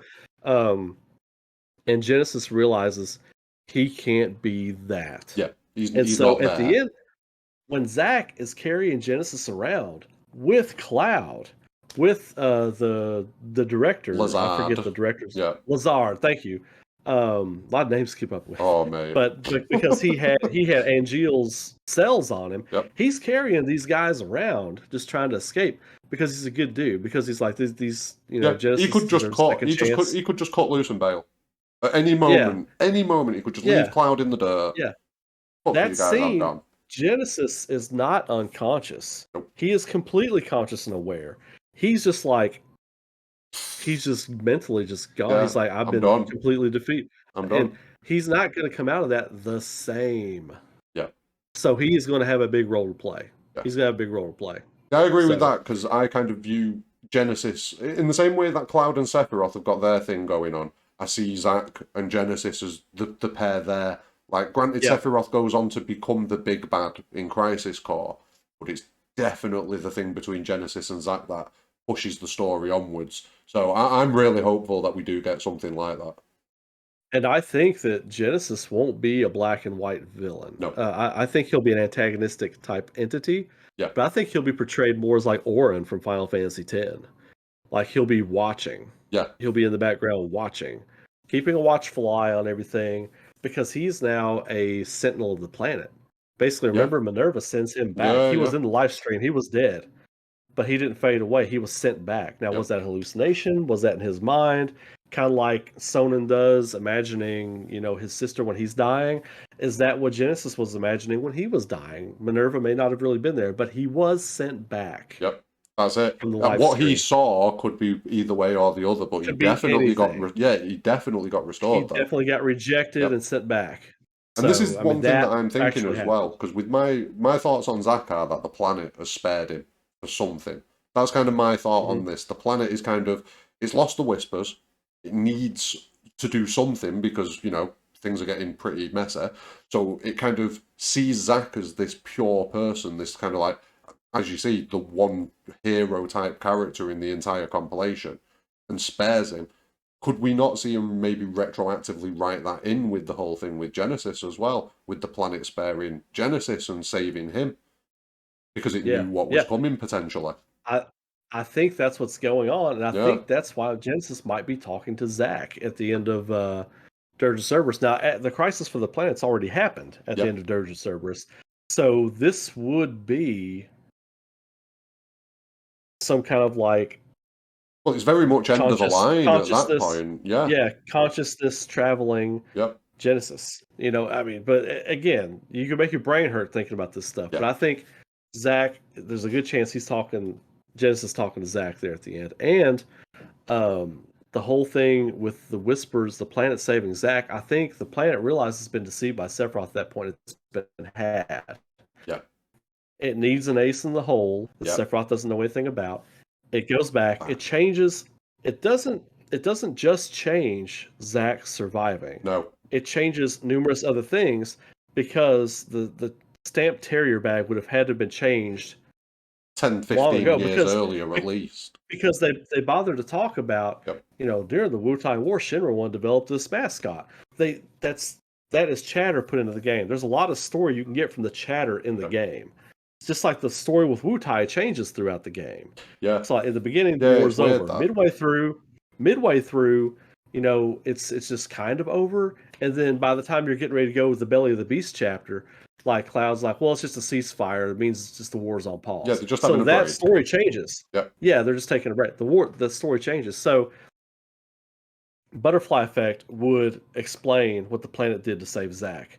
It didn't create another timeline. It just rewound the tape, yep, changed a section of the tape, and fast forward back to the present with that section changed. That's basically all it did. The planet could do that because it's its own body, it's its yeah, own essence, basically. But regular people couldn't do that. Sephiroth and Aerith, I think, know that they're in another time loop, and I've yeah, talked about this ad nauseum on my channel. But I think those two are connected to the planet. Sephiroth because he was forcefully put in there, and because of the negative live stream, yeah, and Aerith because she is an ancient, etc. She can communicate with the planet. Those two, it's the yin yang, yeah, right? It's everything that storytelling. A lot of Eastern story revolves around is the concept of yin and the yang. yep. Aerith, pure white with a little bit of A something little bit there. of edge, a little bit of She edge. yeah, she's got a little edge. And then you got Sephiroth, who's evil with a All little bit of edge. white. He was once a hero. He was Well, once a yeah, hero. this is it. He was a So good guy, and it would be interesting to get some context on the things that he did when he was a good guy. I'd like to see some of that as well, for sure. I think we're gonna get that when Yeah, they do this. that There's two flashback last chapter soldiers. thing. Yeah, Well, there's two last soldiers. There's the what's the battle royale coming out, yep, but in the compilation, the Ever Crisis compilation, there's a chapter called "The Last Soldier," and I think that's going to be Sephiroth's backstory. I yeah. think we're going to get it there. Well, they've said that they're doing. They've been really coy about it as they are, and they've said that it's going to be about that legendary soldier. And I mean, Right. we can just pray that it is Sephiroth. Watch it be Genesis. Oh yeah, yeah, yeah. Well, The that's the thing community with does not need Genesis, more reasons to hate Genesis. Please don't do right? that. Yeah, don't just the only time we need to see Genesis now. Well, if they do the Crisis Core chapters for Yeah. Ever Crisis, because he'll be there. Yep. And then we'll Playable get a good Advent taste. Children as well. That should be good. I know, but we'll get a good taste of what route they're going to go with him character Yeah. wise once we start getting those. But I really feel strongly that um, there's a lot of meat on the bone with this story that we Yeah. don't know about yet. Oh, So damn I'm really right. excited. Yeah, there's gonna be so many surprises and shot. Now, I will say this: we can't be sitting here at the end of game number two. I said this on my channel. Yeah. I was like, we can't be sitting here at the end of game number two saying, "Oh, I can't believe Sid's now the head of like aeronautics and space travel at Shinra. I wonder how he's going to come after the party in the next game." We can't No. be where we're at right now at the end of the next game. We Yeah. have to have a clear objective and path to get there. Because I feel like they got to wrap this in at least 4 Three. games, hopefully 3. Yeah. But I think if it runs to 4, 4 would be okay. You Yeah. need to wrap it up. You could do it. 3 is good. 3 is good. I think you can do it in 3, but I think they're going to go 4. So by the end of game Yeah. number 2, we have to have a clear objective in front of Yeah. us. I mean, this is it with you saying that. I mean, if you think about it, if they expand the game to the scale that they've expanded Midgar, it's going to be at least 4.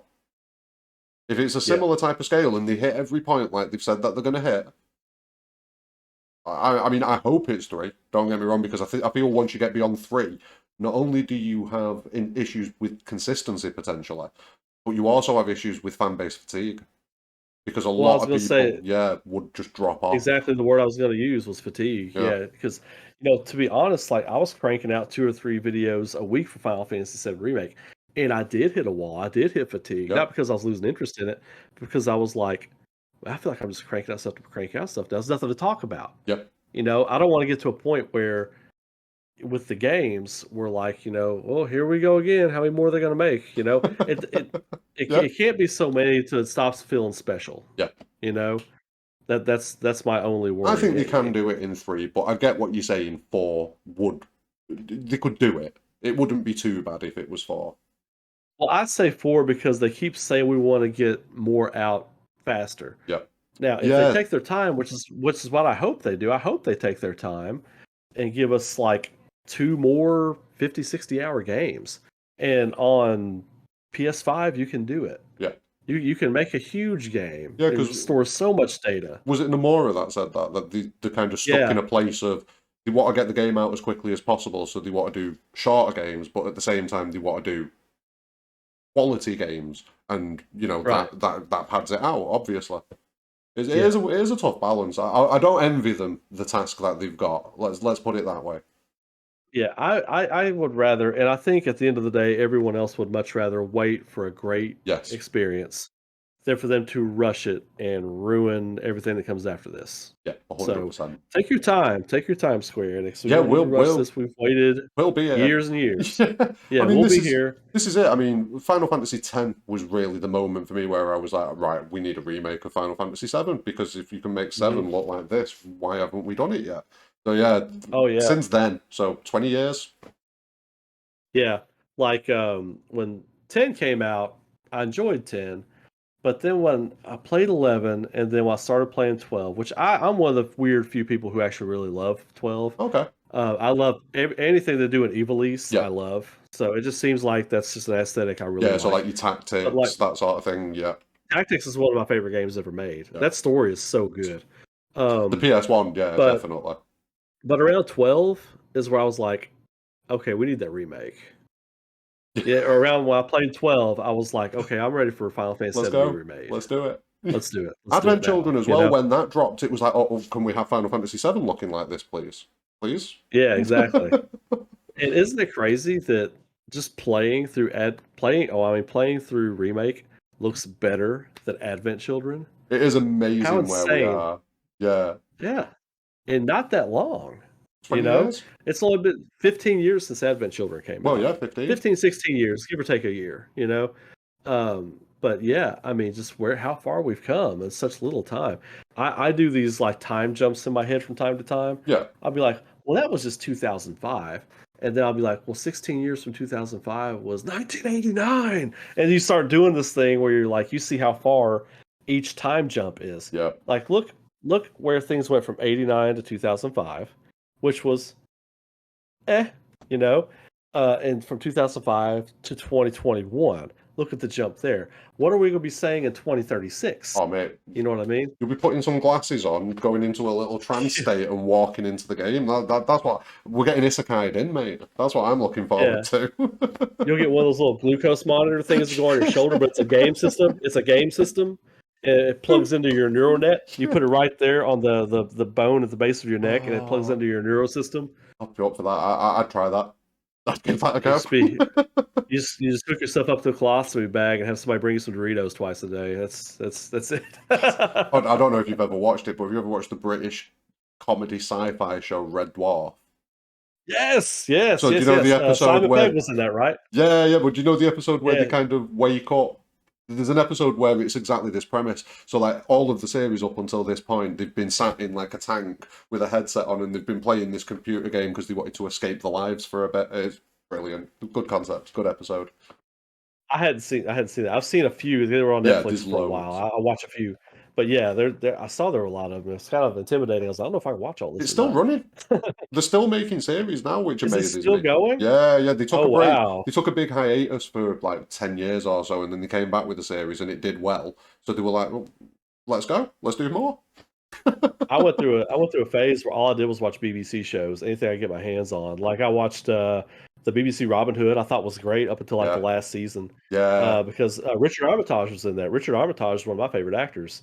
I love him in Castlevania. Yes. And then what was the other one? There was one called Survivors about this worldwide pandemic outbreak or whatever, and like people were dying. And, Yeah, like, I think I know which one you mean. Yeah, it was weird. And of course, Luther. I love Luther. Luther. And yeah, Luther was. There's so many good shows I can go back and just watch all the time. But I love that BBC Robin Hood. I thought it was so good.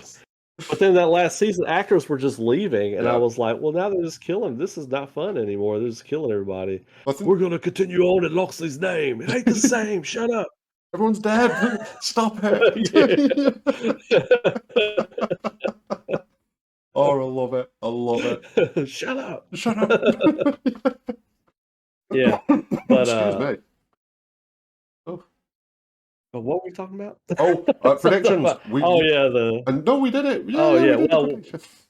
Yeah, we talked about the time jump. We talked about Red Dwarf and the colostomy bag. Okay, yeah. This is the way it always goes. This is the way it always goes. Well, this is fans connecting and talking to each other about their favorite thing and getting to know each other. That's why these are so fun. Yeah. By the way, what is your real name? What is your real name? John. John? John. What? I was like Jesus Robbo, and I was like Sector 6. Neither one of these are on his birth certificate. That's true. That's true. The Jesus Robbo thing, right? Literally. Yeah, I figured that out. Surname's Robertson, and when I used to go out drinking, like in my early 20s, people would never remember my name from drunken nights out, but they'd always remember the Jesus guy. So Jesus became a nickname. Well, as soon as I saw what you looked like, I was like, well, that's where the Jesus comes from. Okay. I leaned into it. I went out for Halloween dressed as Jesus with like a little cross and a Bible and everything. It was pretty funny. You should have done the Kevin Smith Buddy Christ with the...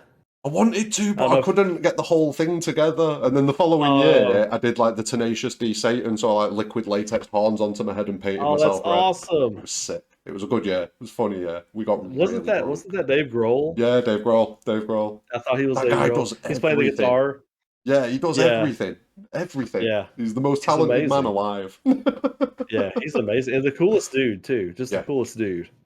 I know people that have met him. Not me, but I know people that have met him that say he's just the coolest guy. Oh, I've seen him live once. They played in Manchester, and that was quite an experience. The Foo Fighters, that was...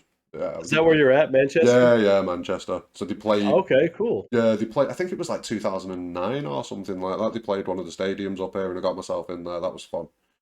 Definitely a box set. Saw Metallica there as well a few years ago. That was good. Awesome, yeah. I haven't been to a good concert in a little while, but 2020 was what 2020 was. Yeah, so. Exactly. I don't even drink anymore. The last concert I went to. Oh yeah. Oh yeah. Yeah, I stopped drinking too. Yeah. I think the last concert I went to was Smashing Pumpkins a couple of years ago. They were here in Kentucky, so not a lot of good shows come through Kentucky. So you got to go to the ones you can get to. So.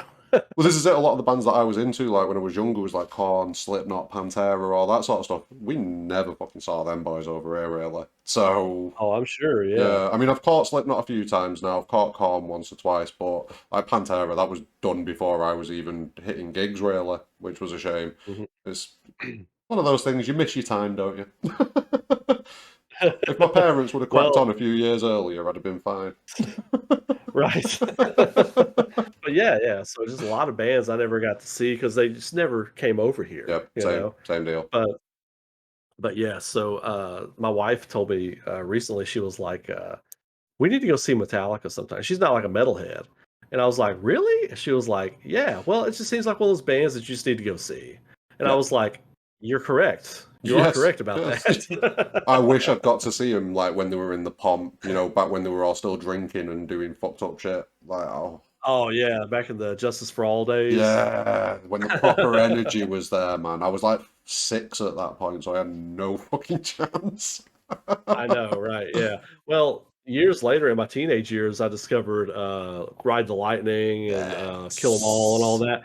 I discovered all of that, and that was about the time I was discovering bands like Fear Factory and Machine Head Yes. and stuff like Yes. that.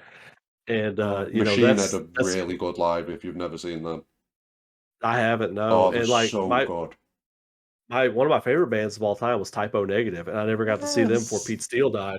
Yeah, Oh, I'm writing a story right now, and I'm actually talking to Kenny Hickey from Typo Negative yeah. about maybe using a couple songs off of Bloody Kisses because it's like a vampire story, but it's like a hardcore, gritty, like Vampire Hunter D type vampire Yeah, story, yeah. And following what's he like this saying? Clint Is he Eastwood. up for it? What's that? Is he up for it?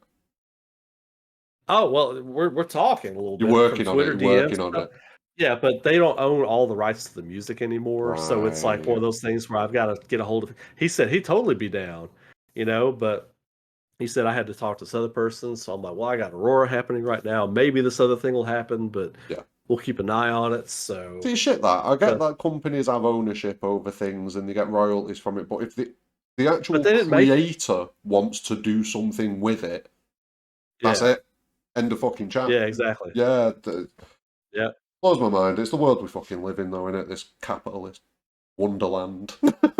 Oh, I And it know, is man. good. It It's does like give us good things, but it also gives us well, bad it's a things. double-edged sword. Yeah, It's like there's a exactly. lot of walls there. It's like anything, it's like living in a walled community in a zombie apocalypse. Yeah, It's like stay within these walls and do exactly as we say. go You can outside. go out there if you want to. You Yeah, can if you want yeah, to, feel free. you know.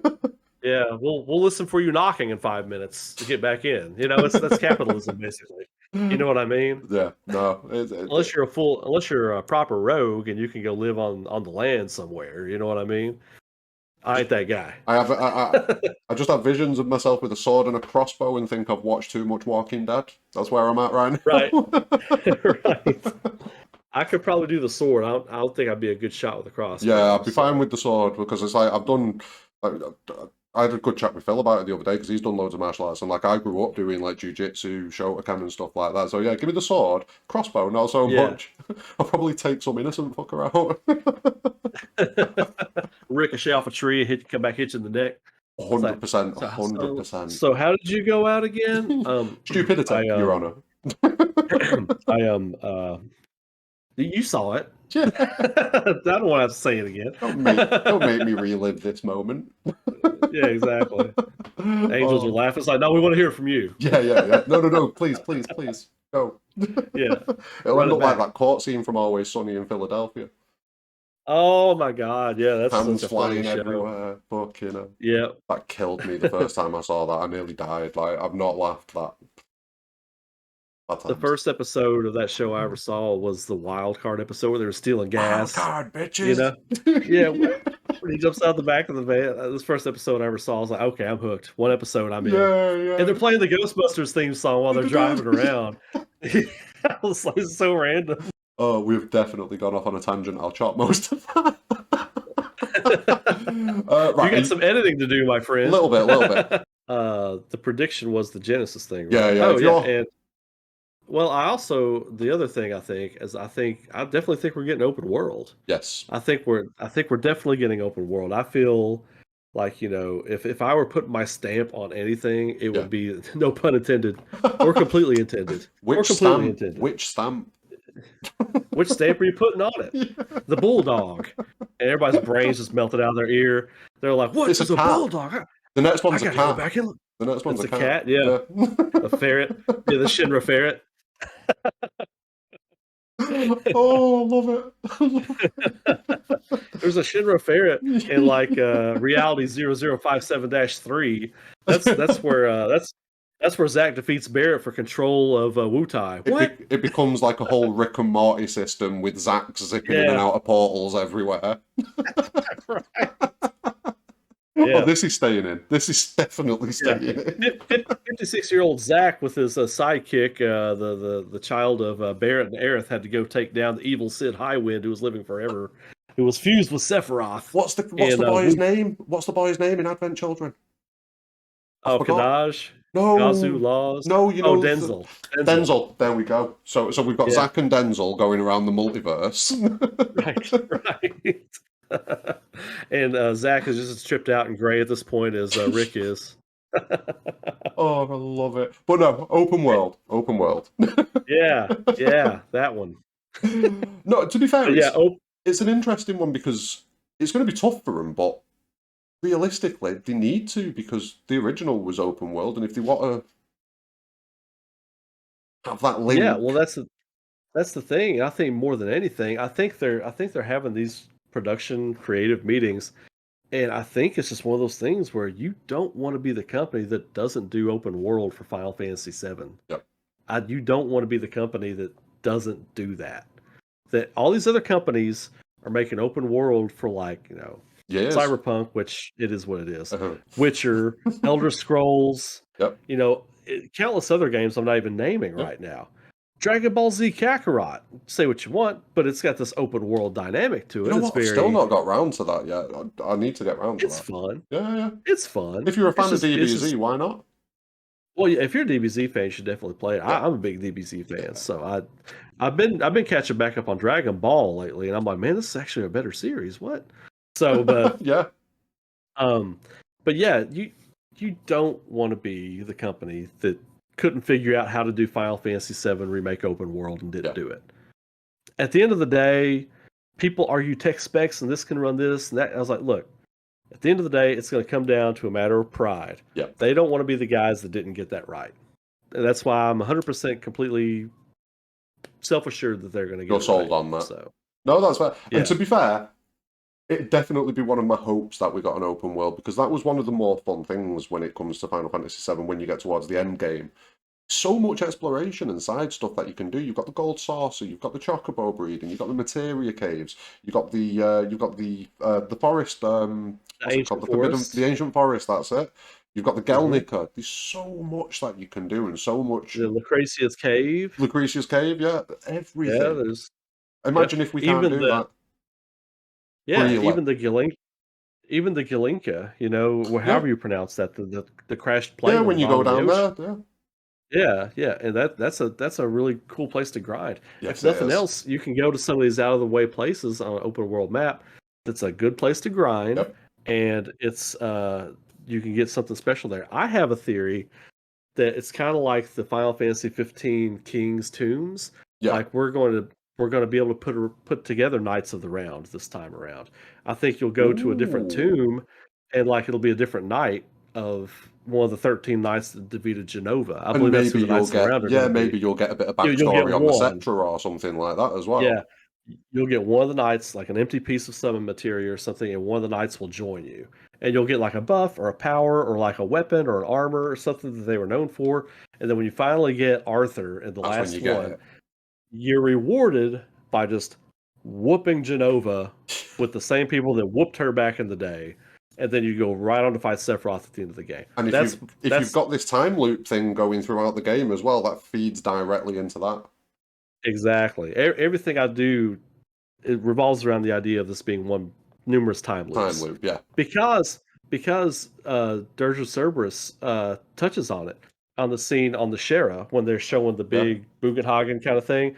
Like, yeah, well, when this planet's energy all dies, it goes into the infinite life stream. Here, that's what Sephiroth showed Cloud at the end of Remake, that thing that they saw in Dirge of Cerberus, the Yep. edge of creation. So you can't destroy energy. So what do you do Well, with yeah, it? it's You put it interchangeable, back. isn't it? Yeah. Yeah, you put it back. Thus, another time loop begins. That's just kind of what I'm working with. I do So, think as well, one of the points where we might get some insight into this is, as you've just said, Bugenhagen. Like, I am looking forward to Cosmo Canyon possibly more than he any other scene in the entire game. He's going to be huge. Yeah, He is going to be I'm huge. really hyped for that scene because what you've got to think of in the original game, like Aerith's got that connection to the planet, yeah, and the characters hear that connection to the planet as well at certain points. You know where they say like, "Can you hear the cries of the planet?" But who is it that asks them that? It's Bugenhagen, and Yeah, that's when you hear exactly. it. So I think he's going to have some additional knowledge. There's going to be more that comes from Bugenhagen than did in the original. He's going to be the first person outside of Sephiroth and maybe even Genesis who has an idea of what's going on right Yeah, now. He's going to be able to explain to Cloud these visions. And this is again what I told you. I was like, I want to see the relationships between characters in this. yep, I want to see conversations with Bugenhagen and between Cloud and Aerith and even Barrett. I want Barrett and Bugenhagen to be reflecting on Barrett's first time he came to Cosmo Canyon. Yeah, I remember you. Yeah, I remember you came. You had these questions when you yep. came with Avalanche.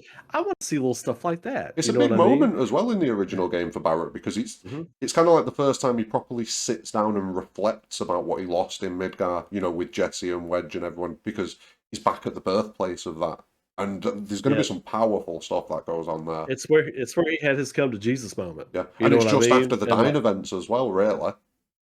yeah, yeah, and I think Dine will be a more through Yes. line for the game too. I don't think he'll be one and done. I think you'll be Yeah. kind of chasing him because after you finish Dine in uh, Final Fantasy VII, Barrett doesn't really have much of a story after that. Yeah. You know what I mean? You get So, that in Cosmo and Canyon, then that's it. and that's it. Yeah. So I think there's, like I said, there's a lot of meat on the Oh, bone. yes. Like a lot of music we haven't heard yet. I mean, the Temple of the Ancients music, the do do do with the bells. You know, Yes. we haven't heard that. We haven't think Oh, of the yeah, yeah, seven or I know eight which one you versions mean. of The yeah, yeah, yeah. yeah, yeah. Boom, boom, boom. Oh, Digga, I'm digga, digga, hyped for digga. that. Oh yeah, That scene with yeah, dude. Sephiroth as well in the mural room is going to be, Yep, that's gonna look insane. yeah. That's gonna look insane. Yeah, because I Yeah, always imagined it as like a big open room and we were just seeing one specific little tiny portion of it. So I'm right. expecting that that's what we're going to get now in the OG. But I mean, that's one of the Hmm. dangerous things with expectations, isn't it? You hype something up to such a point that it doesn't live up to it almost. But I don't know, I'm confident. I am confident. After the Airbuster battle, Yeah, I'm like, I don't think I can overhype this in my head anymore yeah. because I think they have a good idea of what we as fans want to see, and because not only are the original creators working on it, people in the room that are making creative decisions were fans of the game as well. Grew They're up speaking loving the for game, us. yeah. They're speaking for us. There are Yeah. people on the High Council, if you will, that are speaking for us, basically. So I think that's why this came off so well, as opposed to some other Square Enix games. Let's be honest, are average at best. A lot of them are. Yeah, this You is know it. what I I mean, mean? some of us are quite mean on games. Like I'm mean to 13 and 15, but I'm judging them against my favorite franchise of all time and some of my Mhm. favorite games of all time. That's There's a standard you have to hold. yeah, exactly. And if they don't meet it, while it might still be a good game, it's going to come off that I think it's absolute trash garbage. Right. Like I love my top three series of all time in Yeah, this order are Final Fantasy, Resident Evil, Castlevania. fair. So like when Resident Evil 5 came out, I was like, this game's garbage. It wasn't garbage. It was actually a good game, but it was not the quality I expect from Resident Evil, you Yeah. know? Castlevania, well, no need to talk about that because Konami doesn't make games anymore. But yeah, I know No, what but you mean. like Like when I Symphony played of the Night is like a peak game to live up to, and towards the end of it's Castlevania, it wasn't living up to that.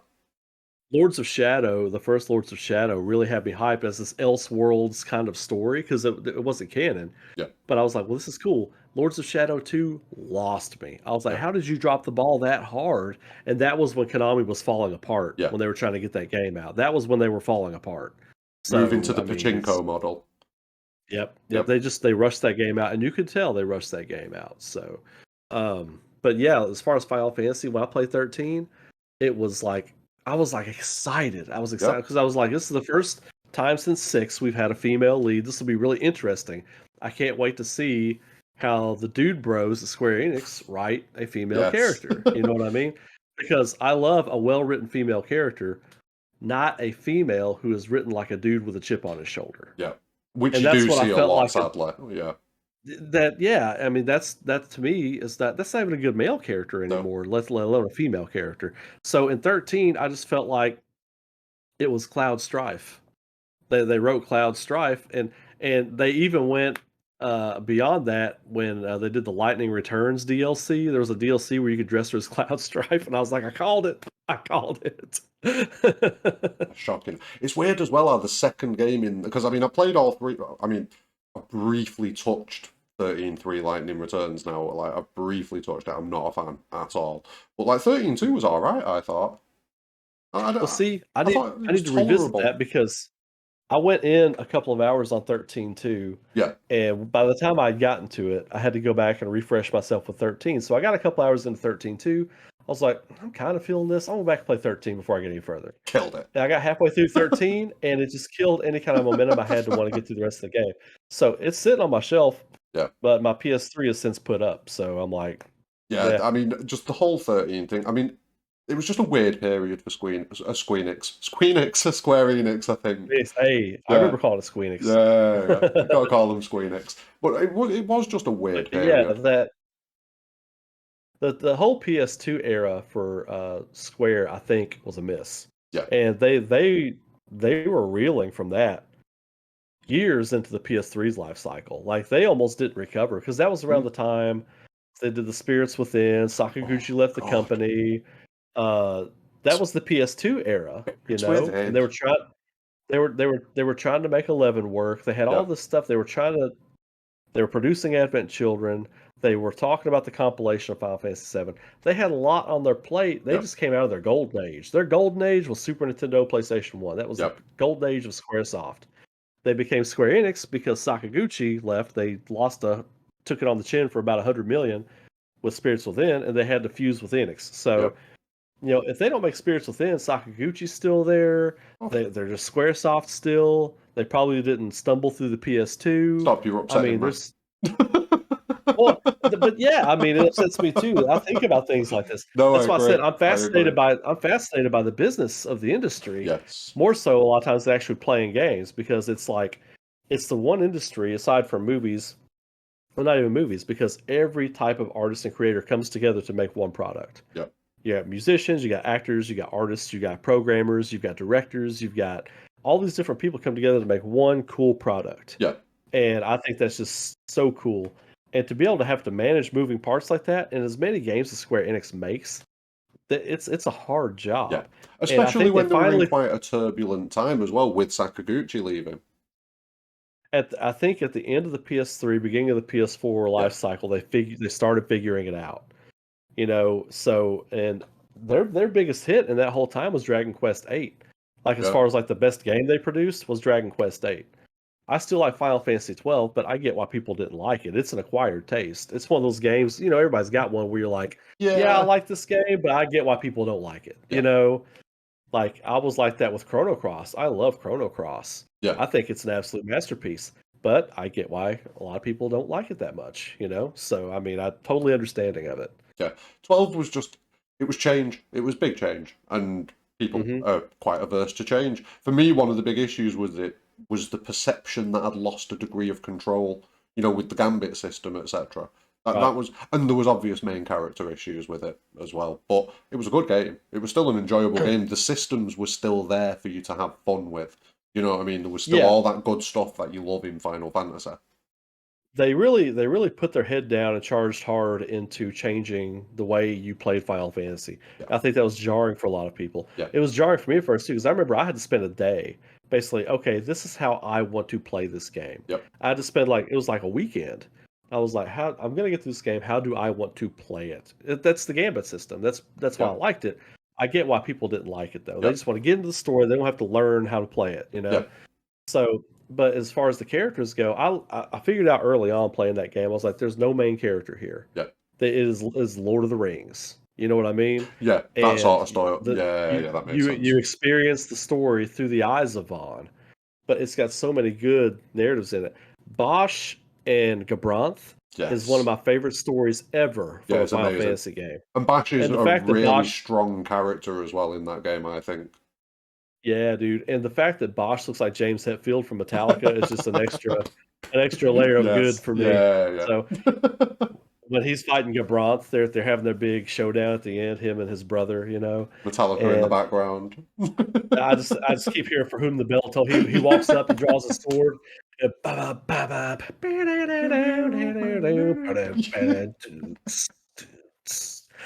Oh, I love it. I absolutely love so yeah, this it. I Oh. so again, it's one of those games where I love it. I Yeah, adore it. It's in my top 5 Final Fantasies of all time, but I totally get why people did not like it. yeah, So, I think a lot of times, especially you get as a content creator, I think the content creators that do really well, and I think create the best communities, are people who can be like, you know, measured. genuinely be like this. Yeah, Yeah, can be like, I love this, here's why I love it, but I get why you don't like it, and yeah, that's okay. You know what I mean? yeah. Instead of just being like hardcore, I like if you love like this. anime, Yeah, yeah, yeah. If you like anime, or if somebody likes anime and you hate it, yeah. you kind of make fun of it all the time. Fucking Or if you weeb. don't like a certain genre, like shooters, Yeah, and people that do come to your channel like shooters, you not that you don't even touch them, but you just make fun of it. yeah, You know, I think that's a slippery yeah. slope. You know You've what I got to mean? you've got to be reasonable about it. You've got to look at different perspectives and different viewpoints, and kind of at least this is it. I mean, even if I don't like a game, I can appreciate its quality. Like I'm not the biggest fan of Final Fantasy XIV. I'm currently trying to grind my way through it, but I can appreciate its quality because there's millions of people that love it. So there's got to be something there. Hmm. It's just Right? it doesn't tickle my fancy, which Yeah. it happens. And I've told people before, and I told you I've went back and forth with a couple of friends that love 14. Yeah, I'm like, it's just not my cup of tea. It's just really not, yeah, so far, because you do have to put so much time into it. And so much of the game is building your character, not necessarily experiencing a story. yeah, The story there to experience is very good once you get to it, yeah, but you have to spend so much time building it. If you're a person like me who doesn't have a whole lot of time, then you're instantly almost turned off to it. yeah. You know what I mean? I just feel So like I love narratives in MMOs do struggle from that pacing issue as well because they want you coming back. They don't want you to go away. They want you to keep coming right. back every single day, so they drip feed it to you, and it can harm the pacing of the story for sure. And I think the thing is, a lot of times with 14 is people are like, "Did you see this trailer for the new expansion?" I'm like, I did, but that 2 minutes of really cool stuff you saw in there, it's going to take me 60 hours to Yeah, get to it. and I have no context about what's going on with it, so it means nothing to me. It looks great. It's Yeah, directed well. It's a well-directed trailer. It's a yeah, well-directed game, but it's like the whole argument of take your Final Fantasy game you like the least. I love 5. People hate 5. I love 4. People hate 4. Take 12. Okay. Well, tack another 60 hours onto the back end of 12. That's when it gets good. oh You know my what I god. mean? Whoa. Can you imagine You see what playing I'm it for saying? that long? Yeah. You see what I'm saying? Like I think my final clock time on after I did the hunts and everything on PS2 was right around 60, 65 hours. Yeah. You have to play 14 that long to get to the good stuff. Yeah. And you finished your Final Fantasy game that you hate the most at that point and did everything in it. You know what I mean? It's bad. So It is bad. tack a new game, tack 7 onto the end of that. Oh, this is where 7 starts. Oh But I no. have to play through 13 to get to it. Can you imagine? That's Final Fantasy 14 to me. And this is it. I have to I have seen people liken the thing with 14 and the start of it to Remake Part 1. And it's like, well, no, because Remake Part 1 is an enjoyable experience. Granted, we don't have the narrative it answers that we might want, but the Mhm. game's enjoyable. Yes, it's not the Yeah. full narrative of the original game, but it's a good, fun, solid game. There's the Yeah, 60 to difference. 70% of the game is not grinding and doing raids and stuff like that. It's you're experiencing story the whole time Yep, you're leveling, the whole time you're getting stuff, yep. you're experiencing tidbits of story and stuff as you go along. So it's just a different beast. It's not for Yeah, everybody. The MMO thing is not. Doesn't mean it's bad, just means it's exactly. not your thing. Exactly. That's why I tell people, I'm not saying your game's bad. I'm not. It's obviously not. It's obviously very good. Look But at the if you're not fan into base. MMOs, Yeah. yeah, if you're not into MMOs, then it's just not your thing. Yeah, it's like telling You're not someone who saying it's doesn't bad. like it's telling someone who doesn't like shooters to go play Call of Duty. Not going to work. Right. Exactly. There's no doubt. There's no doubting that Black Ops is a fantastic, amazing game for the genre. Yep. But if you're into turn-based RPGs from 1993, it might not be your thing. You know what I Exactly. mean? Like Might not me. scratch that itch. Might not scratch Yeah, that itch. exactly. Yeah. What? How do I use a potion? What? Here's a Potion. med pack. What's a med pack? Yeah. I got your potion right here. Bitch. Yeah. Oh, this is right. We've gone off on many, many tangents here, but it has been Right. amazing. So that's the end of the Right. questions. How was it? Did I you loved it. I had a good time, man. good Yeah. stuff? I Yeah, always have a good time. I always have a good time doing these sit down interviews and getting to know people in the community, you know. It's one of the big things I do on my YouTube channel is even if I do a video or a stream where I don't have a lot to talk about, I make sure I engage people. I like to yes. know what other people are doing.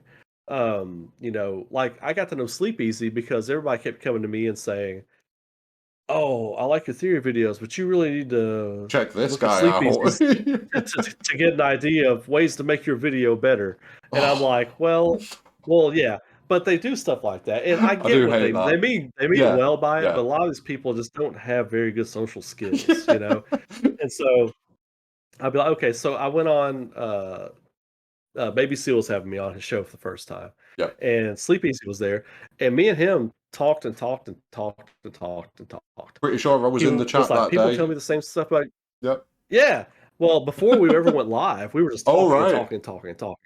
Yeah, and, like, he told me the same thing. He's like, "People tell me to check your stuff out, but I don't watch other people's stuff because I don't want my stuff skewed." And I'm the same way. I don't watch other people's stuff because I don't want my theories and what I might come up with to be influenced by Yeah. someone else's thing. I want, like, a pure path. See, I have a different Um take on this now. I think for the first few months after the game, yeah, 100% separate myself off and just kind of do my own thing. But I'm at the point now where I'm kind of enjoying taking other people's opinions and kind of thinking, well, I don't agree with that bit, I don't agree with that bit, but that's a really interesting point. Do you know what I mean? And kind of Oh, using yeah, bits I'm to like that now. enrich. Yeah, But but when I I was get what you're first saying. forming Yeah, kinda maybe what I thought was going on, yeah, I didn't wanna be influenced by anything. 100%. Now I'll go back and watch other people's stuff. People keep telling me, it's like, "Please go watch Max Dude and Easy Allies." Saying like, "Look, I like Easy Allies, I like Max Dude, but I don't have 3 hours to spend Yeah. watching these dudes talk about something I've already got an idea about." You know what I mean? Yeah, this is it. I mean, I've watched it. It's an interesting watch, but it's not anything groundbreaking that the community hasn't really come up. Do you know what I mean? It's certain Right. fan bases just go crazy sometimes. We've had this chat. Yeah, yeah, well, that's all it is, you know That what I mean? It's just fanaticism. I was gonna say exactly. I was gonna say fanaticism Yeah, about certain people or entities or whatever. And I've had this talk with Soldier and a few other yeah, people, and Sleep Easy and Baby Seal even, and it just comes down to I've had to delete people, like delete comments from my channel, yeah, just because they come on and leave scathing things. And I'm like, look, again, I like Max. I think he's a really good ambassador for gaming. I do, yep, but his fans can get a little extra sometimes. yes. So I just Yeah, this is it. I mean, he's doing his thing, Max. He's making his content. He's doing good content. Like I like some of his Final Fantasy VII remake stuff. I think it's good. But yeah, some people do just go a bit like, "Oh, what? You're not quoting exactly what the guy that I like said." Oh well, you're shit then, mate. Do you know what I right. mean? That's Well, where they're at. it's fun. It's funny because people come to me all the time. They'll talk about the Genesis stuff. They'll be like, "Well, Max hates Genesis and all the anime stuff. What do you think?" I'm like, "Well, for one, it's not anime stuff. Yeah, And if he doesn't like Genesis, that's his cup of tea. He's one person. That doesn't influence my." yeah, It's like, exactly. but they'll be like, "But Max said it." I'm like, "And your point? And your point? You Oh. know, go go back to Max Church and tithe 10% of what you made at Walmart this week, and He's then come back definitely and got talk to me." he's got the Jesus thing that I've got going on as well, hasn't he? He's definitely got Right. that thing going on. So we might need to watch that. We'll keep an eye on Right, yeah, that. he's starting the Church of the When he Dude buys a Church. compound, that's when we get worried. They better have all kinds of servers at that compound because there's a lot of people there not leaving their rooms gaming all day. Oh, it'd So, just be a LAN party but all day, wouldn't it?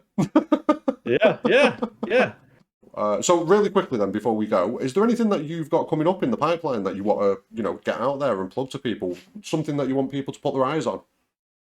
Oh yeah, yeah. We're working on a pilot episode for my graphic novel Aurora.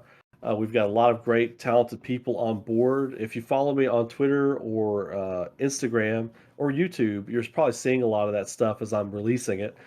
So we got that working, and of course I'll be at the Lexington Comic and Toy Con and Cincinnati Comic Expo Nice. this fall in September. I'll be making appearances there, and you can check all my stuff on raykaufman.com, and of course YouTube stuff coming all the time. Yeah. What I've been doing is recording in spurts, editing in spurts, because I've only got a couple days a week to work on YouTube right now. So, Right.